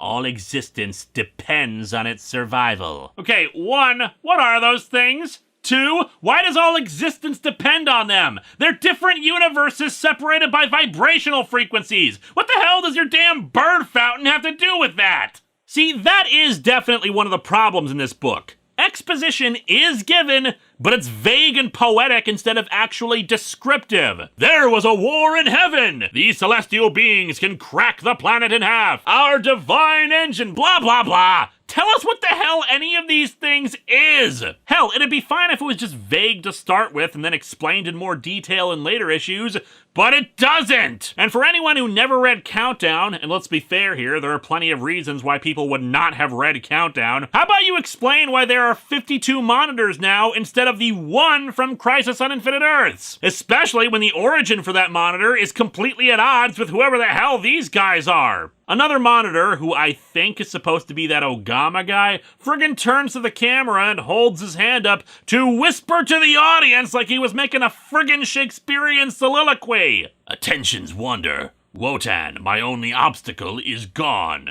We're on. What do you, the people at home, think? I think what's supposed to be happening there is he's just speaking into a wrist communicator, but why is he doing that so close to the two? Back at the time of Anthro, he's drawing some sort of symbol in the ground when he suddenly finds himself transported to the far future, where the last boy on Earth, Kamandi, runs up to him and tells Anthro that Metron gave him a weapon against the gods, and they need it now. Anthro then is teleported back to the past, and issue 1 ends with Nyx Wotan waking up on New Earth. Naturally, Kamandi's presence in the story is vital. You see, the story starts with Anthro, the first boy on Earth, and ends with Kamandi, the last boy on Earth. There is no other significance. Grant Morrison just thought it was important. Issue 2 begins at a Japanese nightclub. Stop! You must be super cool to proceed. Your life depends on it. Damn it, I'm only ultra cool. When will I level up? Here, we're introduced to the Super Young Team, a Japanese team of superheroes that are basically Grant Morrison's modern take on the Forever People, a group of young new gods who basically acted like hippies. In this case, it seems to also be a kind of weird take on Japanese pop culture, taking elements of other works and making it uniquely their own. The Super Young Team appropriated symbology of American heroes and contrasting it against their own unique pop culture heroics like Sentai and Kaijus and etc. They only have slightly more impact on this book than Anthro, because Final Crisis really should have just been called Grant Morrison's Big Book of Ideas. See, unlike Rob Liefeld, Grant Morrison has the imagination to pull off creating dozens, if not hundreds, of unique characters and designs, and can write a story for them. It's just here he clearly has too many ideas and not enough time to do anything with them. Slightly more important is a celebrity fighter named Sonny Sumo, who was also associated with the New God stuff, being met by Mr. Miracle Shiloh Norman and his Mother Box. And for some reason here it's called Mother Box with 3 X's. Because poor literacy implies incest porn. What the hell? He basically says that the Mother Box is the only surviving thing after that war Darkseid mentioned. The war that evil won. For some reason, the powers of evil are now walking on Earth, and he wants to put a team together to fight them. Our team will be as legendary as Donna Troy's during the Infinite Crisis. While Nyx Wotan describes his weird dreams to the workers at the fast food joint he works at, Dan Turpin apparently survived his encounter with Boss Darkseid and is now beating the snot out of the Mad Hatter, who tearfully admits that he designed prototype mind control helmets for the Darkseid Club. Who knew the sound of breath whistling through smashed cartilage could be such a turn-on? Okay, between this and the Mother Box name, maybe we should have actually called it Grant Morrison's Big Book of Fetishes. After the Mad Hatter admits that the kids were taken to the Bloodhaven ruins, I will admit there's one really good bit of art and foreshadowing as Turpin looks into a mirror, the cracks on it laid over his forehead. The Martian Manhunter's funeral is held on Mars, with Superman giving his eulogy. We'll all miss him, and pray for a resurrection. Well, prayers answered a few years later after Blackest Night. Admittedly, I don't think the prayers included first resurrected as a Black Lantern zombie, but beggars can't be choosers. Back with the Secret Society, Lex says that he's still not convinced about Libra. He'll only be impressed if Superman is taken out of the picture. Then, over to the Justice League, Wonder Woman has some more awkward dialogue. J'onn J'onzz is dead. Orion is dead. The Justice League no longer has access to the instantaneous mind-to-mind contact J'onn's telepathic skills provided. I mean, yeah, 2 friends and colleagues I've known for years have been murdered, but what really matters is we don't have his cool superpower anymore. Like, geez, it not only is an awkward thing to say, but coming from Wonder Woman especially feels wrong. But in any case, the Alpha Lantern arrives, named Kraken, who immediately goes about insulting Hal Jordan, the Justice League, and everything else around her, particularly the primitive technology that they need to use to ascertain Orion's cause of death. However, Batman being Batman, he's already figured it out. A bullet wound. Well, sort of. There's internal trauma indicating a bullet went through his skull, but there's no entry or exit wound. However, we soon see Jon Stewart discover the bullet, made of a material called radion that's toxic to the new gods. The weirdness, though, is that the bullet has been buried in the concrete foundation of the pier for over 50 years. Unfortunately, the cool, bizarre murder mystery takes a swerve when Jon is then attacked by another Green Lantern, identified by Kraken as Hal Jordan, who's taken into custody. Batman is the one who doesn't buy it. Look, I was never Jordan's biggest supporter, but this just doesn't scan. I mean, look at who's accusing him. Are we sure she didn't just unleash herself or something? He goes to confront Kraken, who reminds him about Hal being taken over by Parallax, but then she has a momentary headache and yells at Batman, "Help me! She's eating my mind alive! Tell them our weapons don't work!" Realizing that she's under a form of mind control, Batman calls for help and tries to stop her, but she's able to subdue him. "Did you think the gods would tread lightly when they came among you?" Well, hiding in someone else's body is not really a walking around drawing attention sort of move, so... In Bloodhaven, Turpin evades the Atomic Knights riding on the backs of warrior Dalmatians. Yeah, check out my Battle for Bloodhaven review for that story. And is led by a reverend who happens to be there into the Command D bunker. However, it's not the Atomic Knights occupying it like it was at the end of Battle for Bloodhaven, but rather Darkseid's forces. Turpin can't focus on anything, failing to remember even that he encountered the kids he was looking for already at the Darkseid Club. We, sir, are the gods of apocalypse, manifesting in all our bleak majesty to bring about the final crisis of man. We have a title!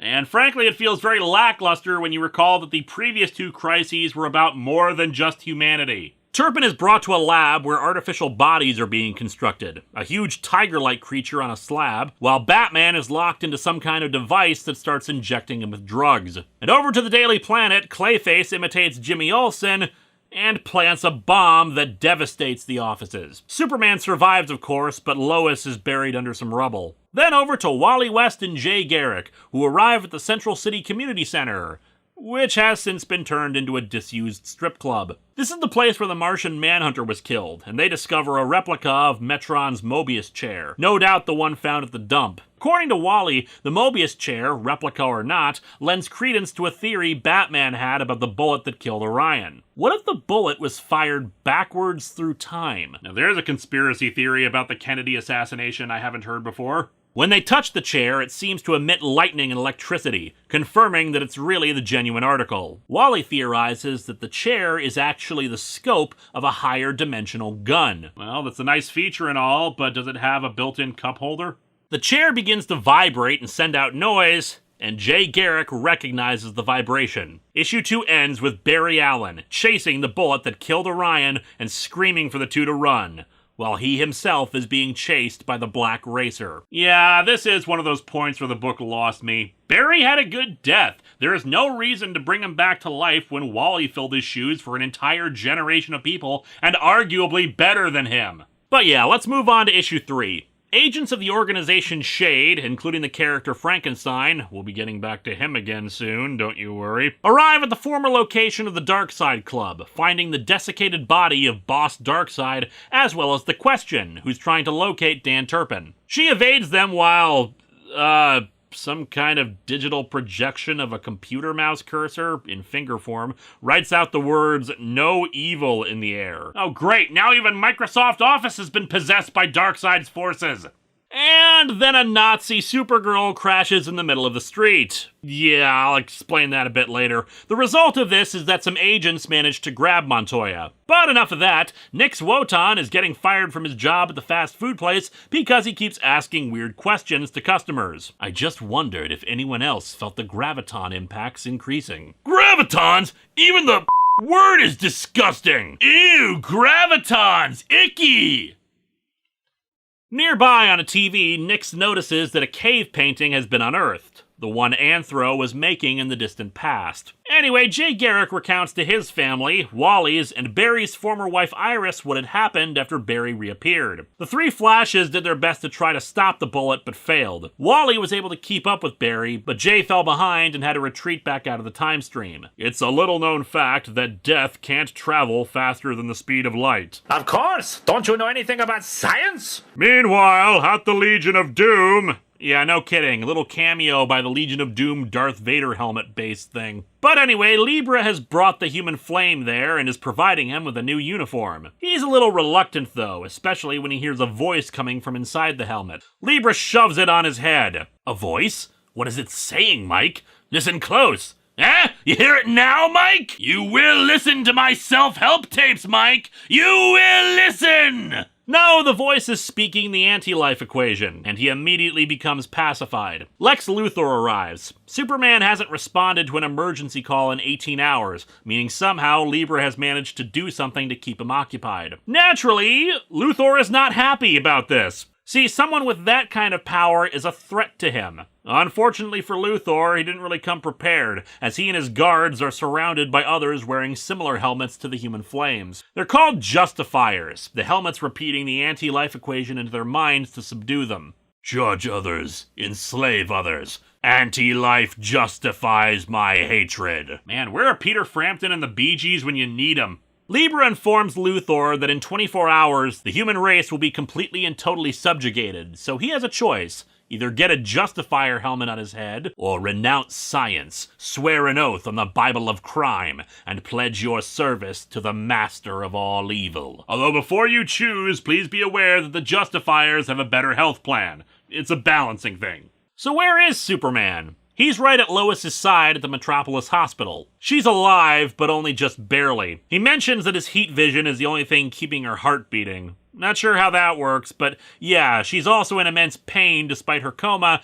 and he whispers that he'd do anything to take that pain away. And that's when Zillow Vala shows up to tell him she can do that. I offer you one ultimate chance to save her, but we must leave this world now before it's too late. Also, may I borrow $5 for bus fare? The Alpha Lanterns transport Hal back to Oa for trial, much to the irritation of the remaining League members. Wonder Woman is convinced that Darkseid is involved, but the new gods are dead or missing, and they can't even rely on normal human agencies like Checkmate, which has been reformed since Infinite Crisis, to assist since they're too busy investigating what's going on in Bloodhaven. Without their knowledge, their warriors and technology, we'd be at a frightening disadvantage. We'd need to start training an army. That gives Green Lantern Alan Scott an idea. Did I ever tell you how President Roosevelt helped us assemble over 50 mystery men and women as the All-Star Squadron so quickly back in the war? Bake sale. No, it's Article X, the draft for superheroes. And thus they initiate this draft, with Oracle acting as their new coordinator, what with John dead, a bunch of superheroes getting rallied together at the Hall of Justice, and it's really unimpressive. I don't know, seeing a massive gathering of heroes should be awesome. It always is in the other crises, but this, it's just so flat and cramped. When we see these kinds of shots, it's from a distance, showing a big wide space and filled with as many characters as they could, usually on a 2-page spread because there are just so many. But this, it's only a splash page, and everyone's standing so close together, and we have no sense of scale as to how big this room is. I really want to know who dropped the ball here on this. Morrison only scripting it for 1 page, J.G. Jones not knowing how to do a shot like this, or an editor who didn't know how to trim the script so that they could get a 2-page spread. Take your pick, or pick all of them. It's possible they're all at fault. Anyway, Mr. Miracle tells Sonny Sumo about the end of the Seven Soldiers mini, how he died, but came back to life 3 days later. I mean, I guess you could say Mr. Miracle is another name for Jesus. They're attacked by more of Darkseid's Justifiers, but are rescued by the Super Young team and fly off. Wonder Woman heads out to Bloodhaven to help with the investigation there, accompanied by the Atomic Knights. We get better Wonder Woman dialogue here, as one of the Knights mentions how much she's been an inspiration to her,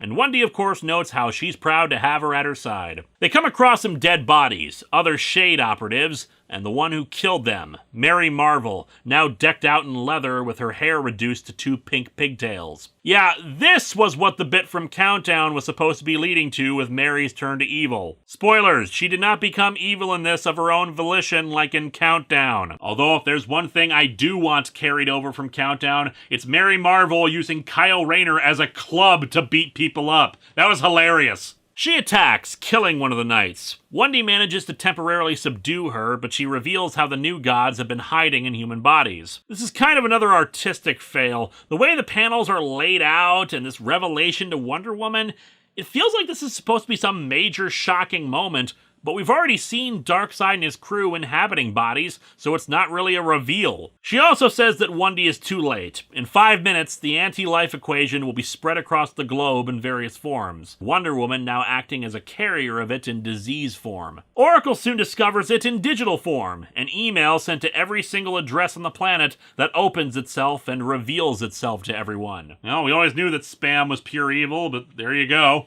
We cut to 1 month in the future. Wally and Barry emerge from the time stream, Barry rambling about how they failed to save Orion, plus how he was dead and even he's confused about how he came back. And so issue 3 ends with the two being confronted by Darkseid's new female Furies, Wonder Woman, Batwoman, Giganta, and Catwoman. I admit I'm a little iffy on the idea of Wonder Woman submitting to the anti-life equation, because as powerful as it is, it's really just a form of mind control, and I could have sworn Diana was immune to that given the whole spirit of truth thing, but whatevs. We open issue 4 with a recap of what went down when the equation was spread across the world. Every cell phone, radio, GPS, basically anything that sent out a broadcast immediately transmitted it. Good news is that not everyone heard it, and some are just immune for a variety of reasons. Locations full of people like the Hall of Justice, the orbiting Justice League Watchtower, Checkmate HQ, etc. Places that still have resistance fighters. Hell, even ordinary people have survived in places and are doing what they can. The Daily Planet set up shop in the Fortress of Solitude thanks to Supergirl and are printing off newspapers. You know, maybe we need to reevaluate print journalism being dead when 99% of the planet isn't reading it, but it's still being produced. The superhero known as the Ray arrives at the Hall of Justice with the Tattooed Man, the only other survivors there being Oracle, Green Arrow, Black Canary,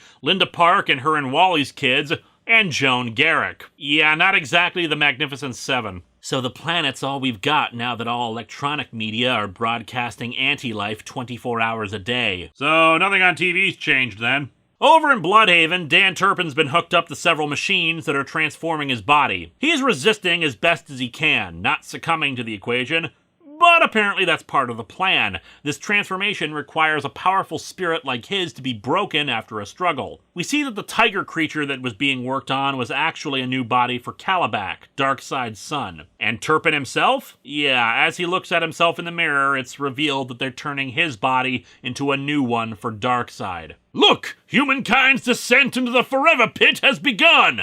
Bring on your glorious incarnation, Great One! Hallelujah! Yes, thank you, my servants. But could someone get me some moisturizer for my head? I'd like this new body to not have as many cracks in it. Also, get me some clear eyes for me's sake. This redness isn't for dramatic effect, you know. The Tattooed Man switched sides after this all went down, originally thinking the Darkseid Club was just some big criminal enterprise. The Ray is here because he can also act as a coordination system for transmission between the resistance cells. Also, despite Renee Montoya getting taken before the transmission was sent out, she's only now arriving at Checkmate. And there's a reason for that time discrepancy, explained by Alan Scott. Continuing on that idea that the new gods are literal gods, their living presence is distorting and compressing time around the Earth, probably affecting space for that matter too. My God! Time and space are becoming fluid! And that would mean that I didn't completely screw up last week when I said that the Hulk destroyed Los Angeles instead of Las Vegas, despite a sign for Las Vegas clearly in the background. I mean, they're totally the same place now thanks to this. Meanwhile, the Flashes evade the female Furies as Barry continues rambling. Darkseid's falling, dragging this whole universe down as he goes. The entire structure of existence. The whole multiverse, Wally! 1. How? 2. No, really, how is he doing that? 3. How do you know that, Barry? Hello? Anyone want to explain anything in more detail? Barry admits that some force reverse-engineered him back to life, presumably out of the Speed Force, considering we saw he had kind of merged with it during Infinite Crisis. Still, we get a moment where Wally and the two just hug, since it's been so long since they got to really be with each other. And you know, while I disagree with resurrecting Barry Allen, his return would be a good way to close out the Crisis Trilogy, as it were.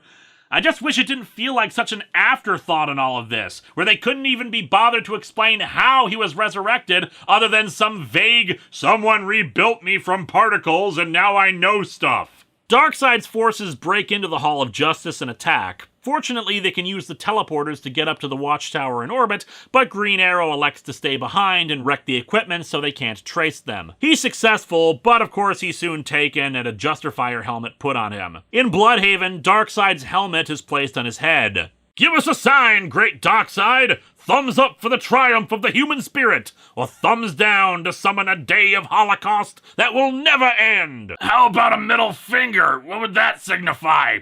We see how regular humans are acting while under the equation, working in factories to produce Justifier helmets, getting attacked, everyone wearing the same clothes, and of course transmissions of work, consume, die, judge others, condemn the different. Man, the aliens from They Live aren't even trying to hide it anymore, are they?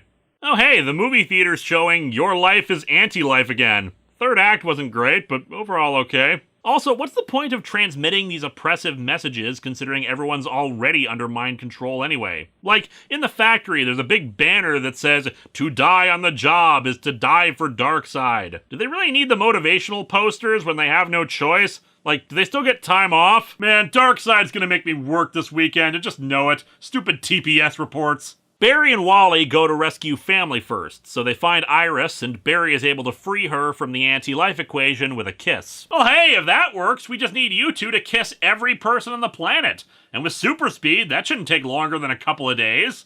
Alan Scott, fighting alongside Hawkgirl, observes how things are getting worse. We get a new twist on the Red Skies idea. It's raining blood. Ugh, and I just got the car washed this weekend too. At Checkmate HQ, the Super Young team, along with Mr. Miracle and Sunny Sumo, arrive in their flying car. Don't shoot! I'm Mr. Miracle, super escape artist! We can save the world! And someone shoots him in the chest.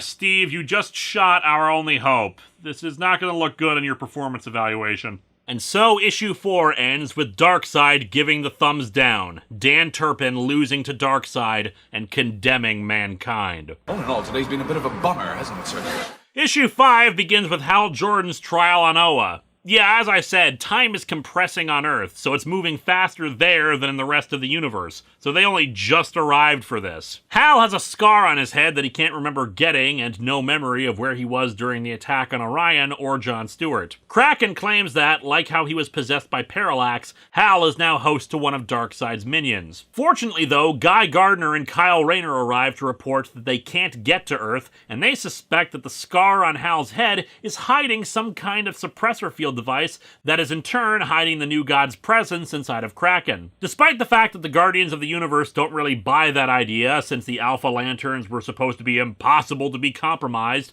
Kraken just shrugs and admits the whole thing. She fights off Kyle and Guy while revealing that this was just so she could get close to the central power battery and drain its willpower energy for Darkseid. Darkseid's unstoppable will in command of all this power! Think of all the chairs that Darkseid can sit on! All chairs belong to Darkseid! Somehow she knows that Metron was pointing humanity towards some ultimate technology and wonders if it's the power battery. Hal manages to knock Kraken out while the Guardians secure the central battery from being taken. Salak, the Green Lantern coordinator, orders Kraken put into a cell. And which new god is it that's possessing her?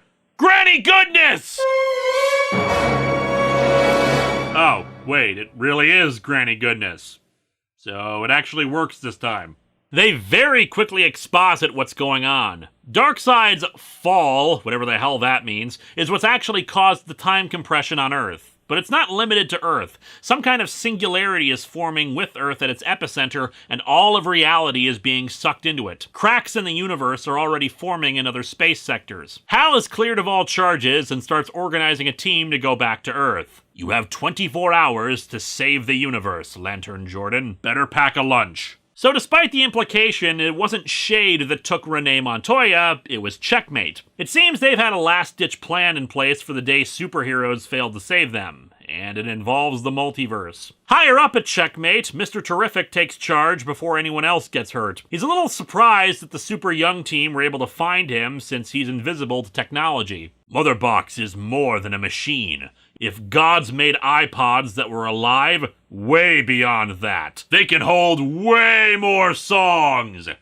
But their taste in music is pretty crappy. Fortunately, Mr. Miracle is just fine. He was wearing his impact-proof vest, so no harm, no foul. The castle is also under attack, and their shields will only hold for another 15 minutes, so Mr. Terrific isn't sure how they can help. In a last-ditch effort to try to cut this off at the source, Checkmate has dispatched a team of remaining superheroes to Bloodhaven to hopefully defeat Darkseid and his forces. This includes both Black Adam and Freddie Freeman, aka the former Captain Marvel Jr., who during this time had stepped up to become the Big Red Cheese. Mary Marvel is there to help Darkseid's forces defend it, but Black Adam looks into her eyes and sees that she too is possessed by a new god, specifically Darkseid's scientist/creepy old man, Desaad. See, the only thing that confuses me about that is that Desaad apparently always wanted his hair to be pink and in pigtails. So I bet you're just dying to know what's happened to Nix Wotan, right? Well, too bad. He's one of the few people who heard the anti-life equation, and it did nothing to him. Any of the few humans who are immune to it wind up in a cell before being experimented on. In the cell is a guy in a shroud and a guy in a wheelchair trying to solve a Rubik's Cube. The shrouded one explains the concept of the number of God, or rather, God's algorithm. The idea is that anyone trying to solve a Rubik's Cube using the fewest possible moves utilizes an algorithm when they do it. God would know how to solve a Rubik's Cube in any configuration using the smallest amount of moves. Mathematically, it's been proven that the smallest amount of moves necessary to solve it is 18. Nix Wotan doesn't give a crap about any of this. He figures they're all doomed, that there are no gods except Darkseid now.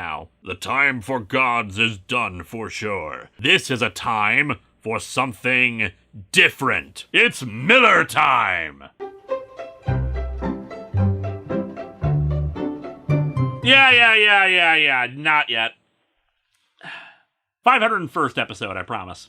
The shrouded figure pulls out a piece of paper with that symbol Anthro is drawing on it. Nix has just given up on all this, but the shrouded figure insists that he's the one who brought Darkseid to Earth and did all this, as an artist who imagined all these things. And if superheroes can't save the day, then as an artist he should be able to think of something that can save it. Yeah, this is weird and all, and it is going somewhere according to that theory I mentioned, but we'll talk about that later. Point is, the shrouded figure, who according to some Google searches is supposed to be Highfather resurrected on Earth, much like the other new gods, says that Nix has his true memories inside of him. He just needs something to trigger them. He recalls Ouija Dell, and his memories start coming back. Darkseid's forces come to take him away, but then the figure in the wheelchair, a reincarnated Metron, solves the Rubik's Cube in only 17 moves. It pings like a mother box and stuff just explodes, taking out the guards. Confused yet? Well, don't worry. It's gonna get worse. The way the heroes were able to contact each other despite all Earth-based communications being under Darkseid's control was through the Unternet, a villain-based internet that was revealed to the heroes thanks to a spy in Darkseid's forces. A supervillain revealed it. Libra thinks the Calculator did it, and they've dragged him to some gallows to be hung for the betrayal. He denies it, but Luthor and Dr. Sivana are also there to observe. Libra tells Luthor they're thinking of having Luthor lead a counterattack against the heroes. If you show willing, I might even let you be first in line with Supergirl. Hey, wait a second. I think these guys might be evil! Darkseid's other minions in the bunker start dying for some reason. Yeah, I know, it's part of the Batman tie-ins to this. They're trying to make a clone army of Batman because of reasons, and he manages to screw up their plans. But in the story, they just start dying for no reason. As Hal Jordan's team tries to breach the singularity to get to Earth, Darkseid assumes direct control over those affected by the anti-life equation. Much like he used his will to subsist those on Kandor in the Great Darkness Saga, he's now basically directly linked with 3 billion people. When I command your surrender, I speak with 3 billion voices. When I make a fist to crush your resistance, it is with 3 billion hands. When I poop, it is with 3 billion butts. And with that pants-crapping concept, all that momentum comes to a crashing halt because of utter confusion, since in Nix Wotan's cell, he now reappears. Something new is born. The fifth world dawns in flame and thunder. Battle is joined. The judge of all evil is here. Well, I'm sure they're going to explain what the hell that is. They never explain what the hell that is. So one of the other tie-ins to Final Crisis was the Legion of Three Worlds thing I mentioned. Despite the fact that it has nothing to do with Final Crisis, it actually serves as more a sequel to Infinite Crisis than this does, since it's about the 3 different Legion of superheroes from its various reboots teaming up to fight Superboy Prime. And even that is a bit of a disappointment because Superman declares that their end goal is to redeem Superboy Prime, try to make him not evil anymore, and it's a resounding failure. But enough about that. Here's the only reason that story seems to exist. Because Superman is now in the 31st century and talking to Brainiac 5. Time and space are continuing to break down, and that's affecting even the far future. Fortunately, Brainiac 5 has a way to solve this. Another bit of obscure continuity. The Miracle Machine, a device that can turn thoughts into reality, especially if you make a wish. Naturally, such a thing is so powerful to be dangerous not just for evil people, but even for good, since a stray thought could have utterly horrific implications too. Superman starts fading away back to his time, but Brainiac 5 just tells him to keep looking at the Miracle Machine. So here's another really nice bit of subtlety. That symbol that we keep seeing, the one given to Anthro by Metron, it's actually a crude drawing of the Miracle Machine. So naturally, Metron gave it to a caveman whose drawings of it contributed absolutely nothing to the story.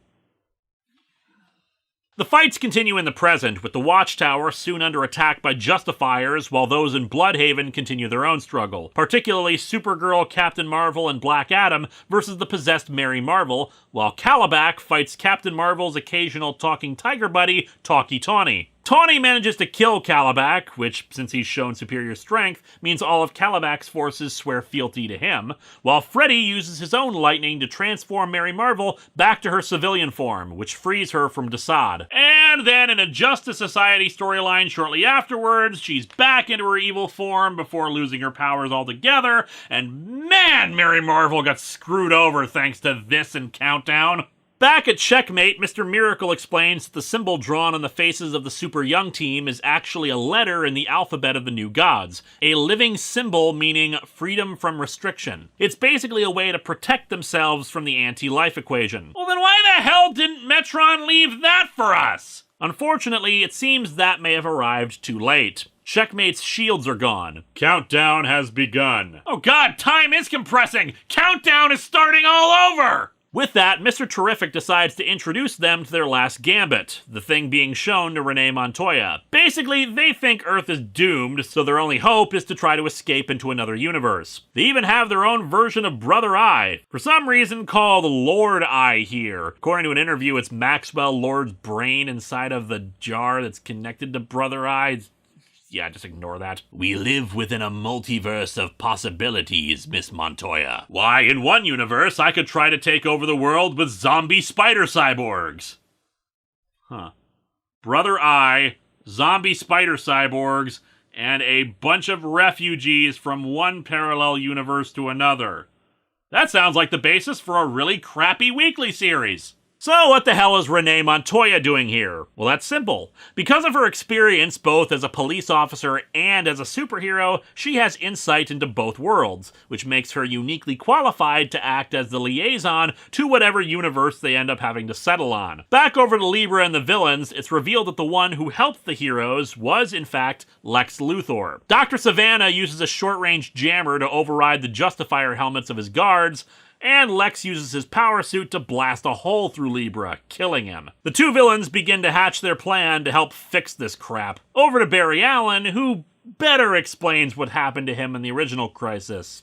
I think. Like with a lot of this book, I have to kind of infer what's going on based on the few bits of expository dialogue that we get. Basically, as he ran faster and faster around the antimatter cannon, he approached the speed of light. In physics, there's a point where you go past the speed of light, the superluminal barrier, where matter converts into pure information. He was sent back from beyond that barrier with info on how to stop Darkseid. Step 1, prevent Orion from being shot. I guess.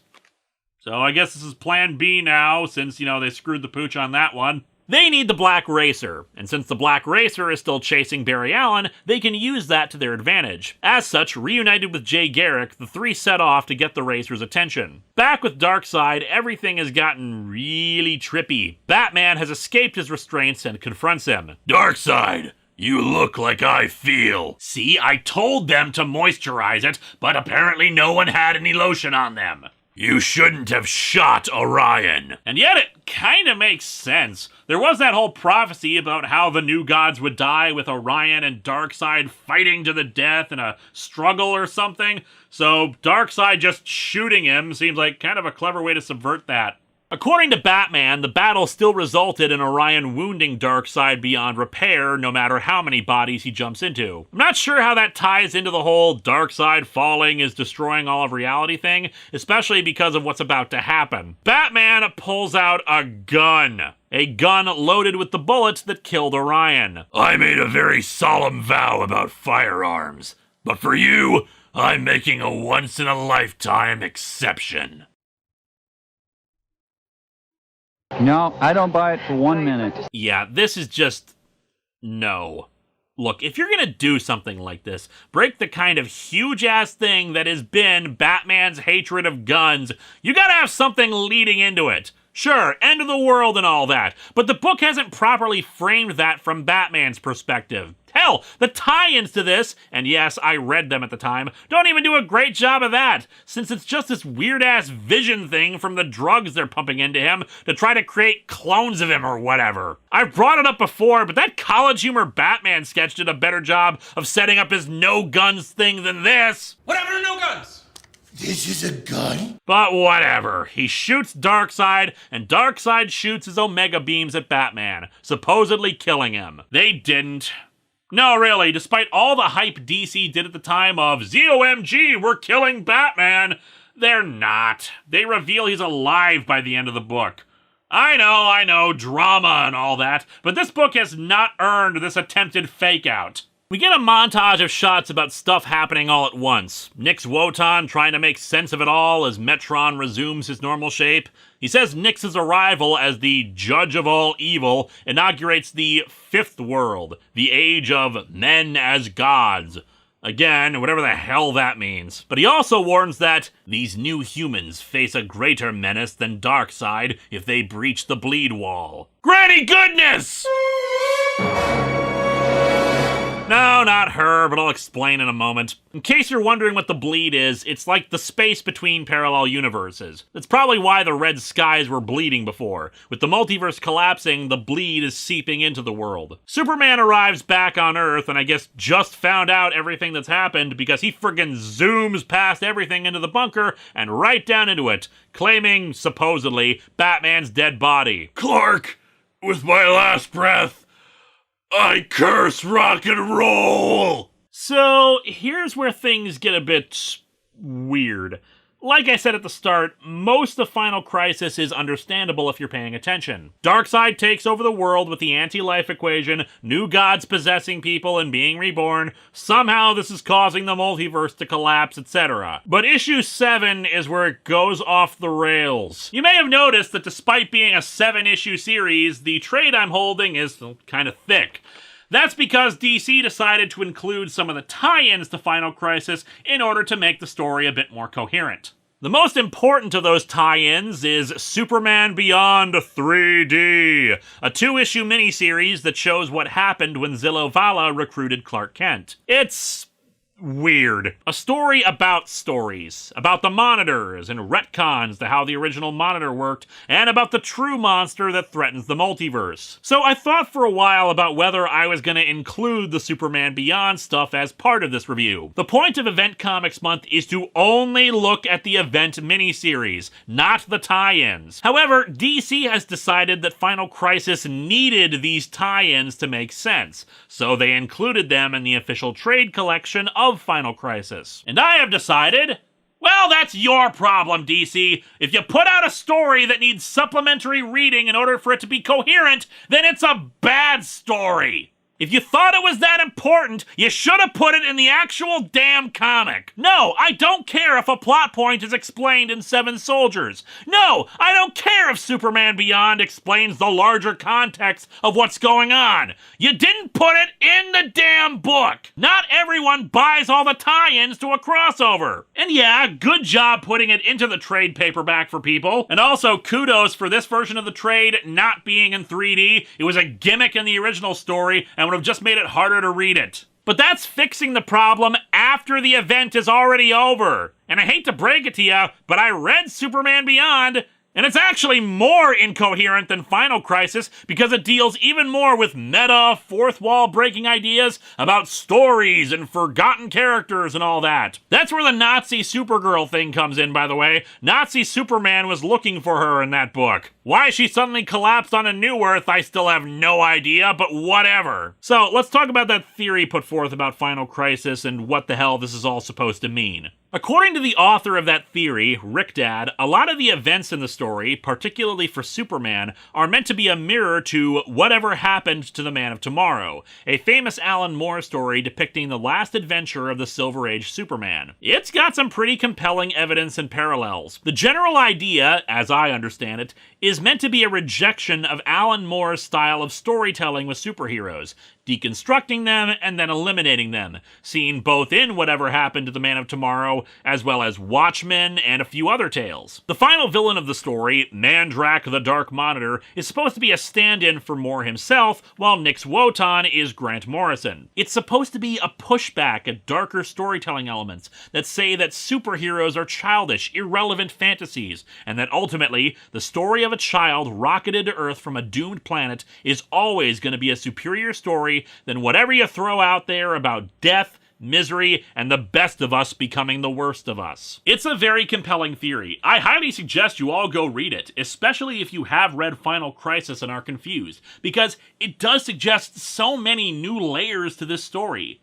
The problem is, I don't care! Even if all this allegory was deliberate, it doesn't make the story good or well told. It just means it has layers to it. Congratulations on how frickin' clever you are! Now can we please have a coherent narrative, Grant Morrison? If this had been a well-told story, then this would have been one of the most deep and compelling and hopefully influential superhero stories ever told. But it's not! It's not well told! It's not well presented! It's missing tons of information! And even then, if this was supposed to be the point of Final Crisis, then it requires an encyclopedic knowledge of the DC universe that even I don't possess, because I sure as hell would have never guessed any of it! And it comes back to the biggest problem of comics like this. Basically what you're saying is that in order to get this story, you needed to read supplementary material. Tie-in books, and books that are over 30 years old. And that, my friends, is the greatest sin of event comics, when you can't just tell a story inside of its own pages. All three other events we've talked about this year were sequels to other stories. And yet you could conceivably pick up any of them and understand what's going on without having read the stories they're based on. Not so Final Crisis. Like I said, issue 7 is where things go off the rails, partially because the narrative of this issue is just confusing as all hell. It's told both in flashback and in present time, condensing a lot of exposition in to try to make sense of what's going on. It starts off on a parallel Earth where Superman is basically Obama. Yeah, I'm not kidding. Morrison said he deliberately made that parallel because of a growing sense of optimism about the future, and because of a joke Obama once made about being rocketed to Earth from Krypton. And hey, if Obama had turned out to be Superman, well, thanks, Obama. He meets up with the Wonder Woman of this Earth. The multiverse is collapsing everywhere, and they have the red skies too, and she's using a special Wonder Horn to call for help. And help arrives in some kind of spaceship that emerges from space itself, surging on a foam of gravitons like some new Argo. It's cargo, not gods, not monsters, but heroes. Heroes? I don't believe this. A whole multiverse, and they all look like you guys? Renee Montoya, Earth's diplomatic liaison, everybody. On that note, she apparently decided on a different solution than just running away. She's going through the multiverse and recruiting Superman from each to come help solve this crisis. New Earth, however, is not doing so well. The space-time continuum has officially been flushed down the toilet, and all that's left is a watchtower with all of Earth's remaining survivors. Flashing back, Darkseid mocks Superman as he holds Batman's body, saying soon every mind in existence will be his mind. Will you be the enemy of all existence then? What irony that will be, son of Krypton. My God, I can't say that over there needs to take care of itself if over there is everywhere! Darkseid prepares to kill Superman with his Omega beams as well, but that's when the Flashes arrive with the Black Racer hot on their tails. They're able to outrun the Racer, but they do so by running right through Darkseid, who was also on the Racer's list. Somehow, this does not kill him, but does wound him significantly on top of the damage Batman's bullet did. The Ray is able to free everyone on Earth from the anti-life equation by tracing the new God letter across the Earth's surface in a bright beam of light. With Wonder Woman freed, she uses the lasso of truth on Darkseid, separating his consciousness from Dan Turpin. Reality is still breaking down, though, which is where a lot of the sequences in the present, for lack of a better term, are coming in. Superman has the remaining heroes and geniuses still alive, including Luthor and Sivana, try to recreate the Miracle Machine based on the look of it he memorized from seeing it in the future. Darkseid, his consciousness now floating in the void, taunts him that he'll take control of the Miracle Machine. However, Superman has a way to destroy him. The worlds of the multiverse vibrate together, Darkseid, and make this sound like an orchestra. Everything's just vibrations, really, and counter vibrations that cancel them out. And so Superman sings a tune that destroys Darkseid's essence. And the question must be asked, what music was it that could utterly destroy Darkseid? Well, you should know. I've been playing it over the title cards this entire month.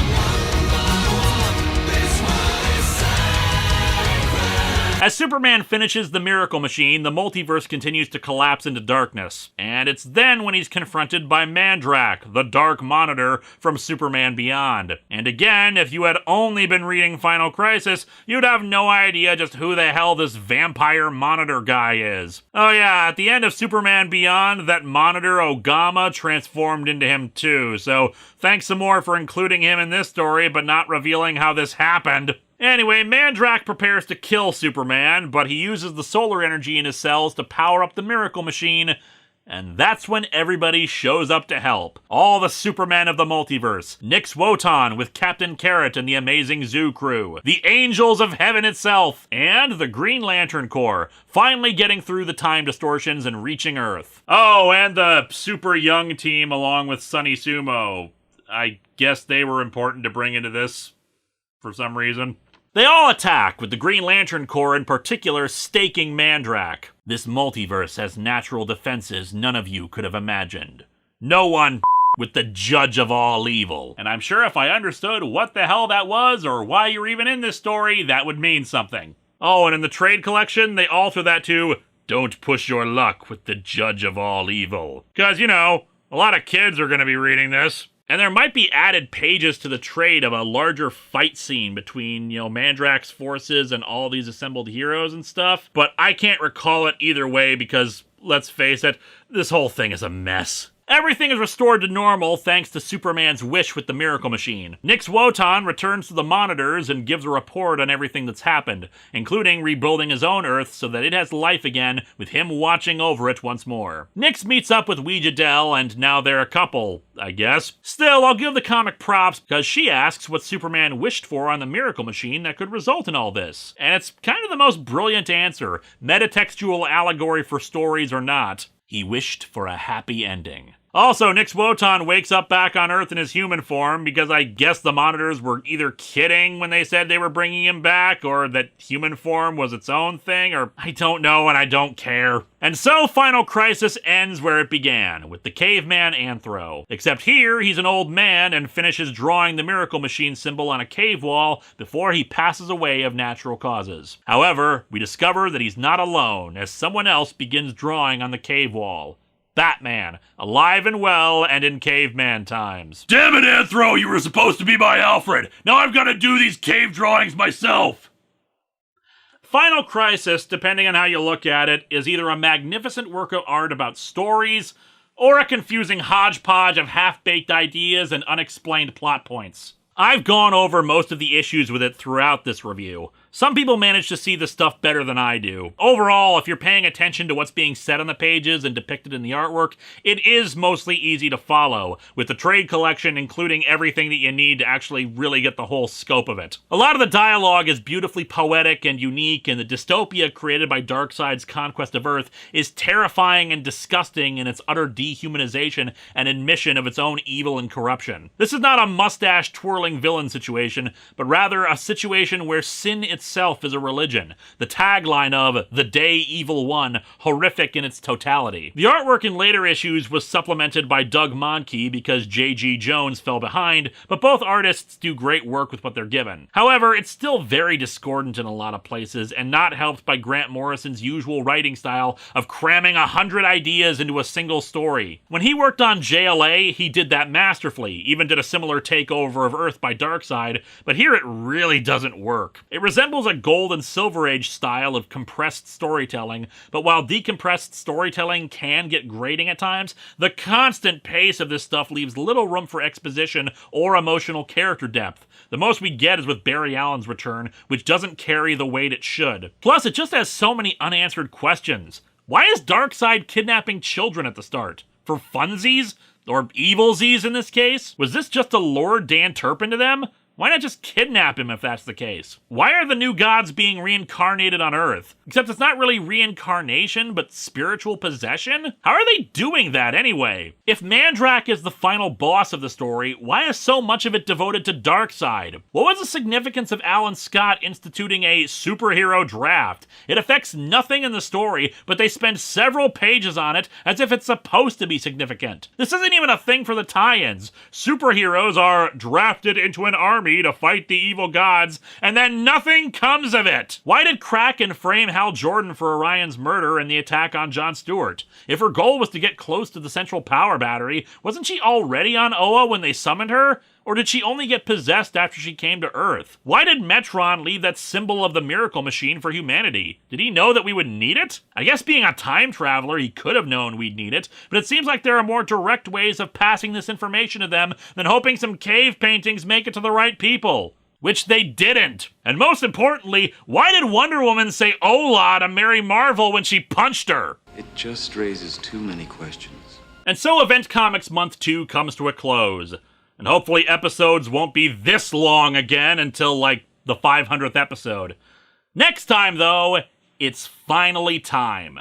I promised it years back, but now it has come. Power Rangers Turbo versus Beetleborgs Metallics. Actually, I think I know what music Superman really sang to destroy Darkseid. Yo!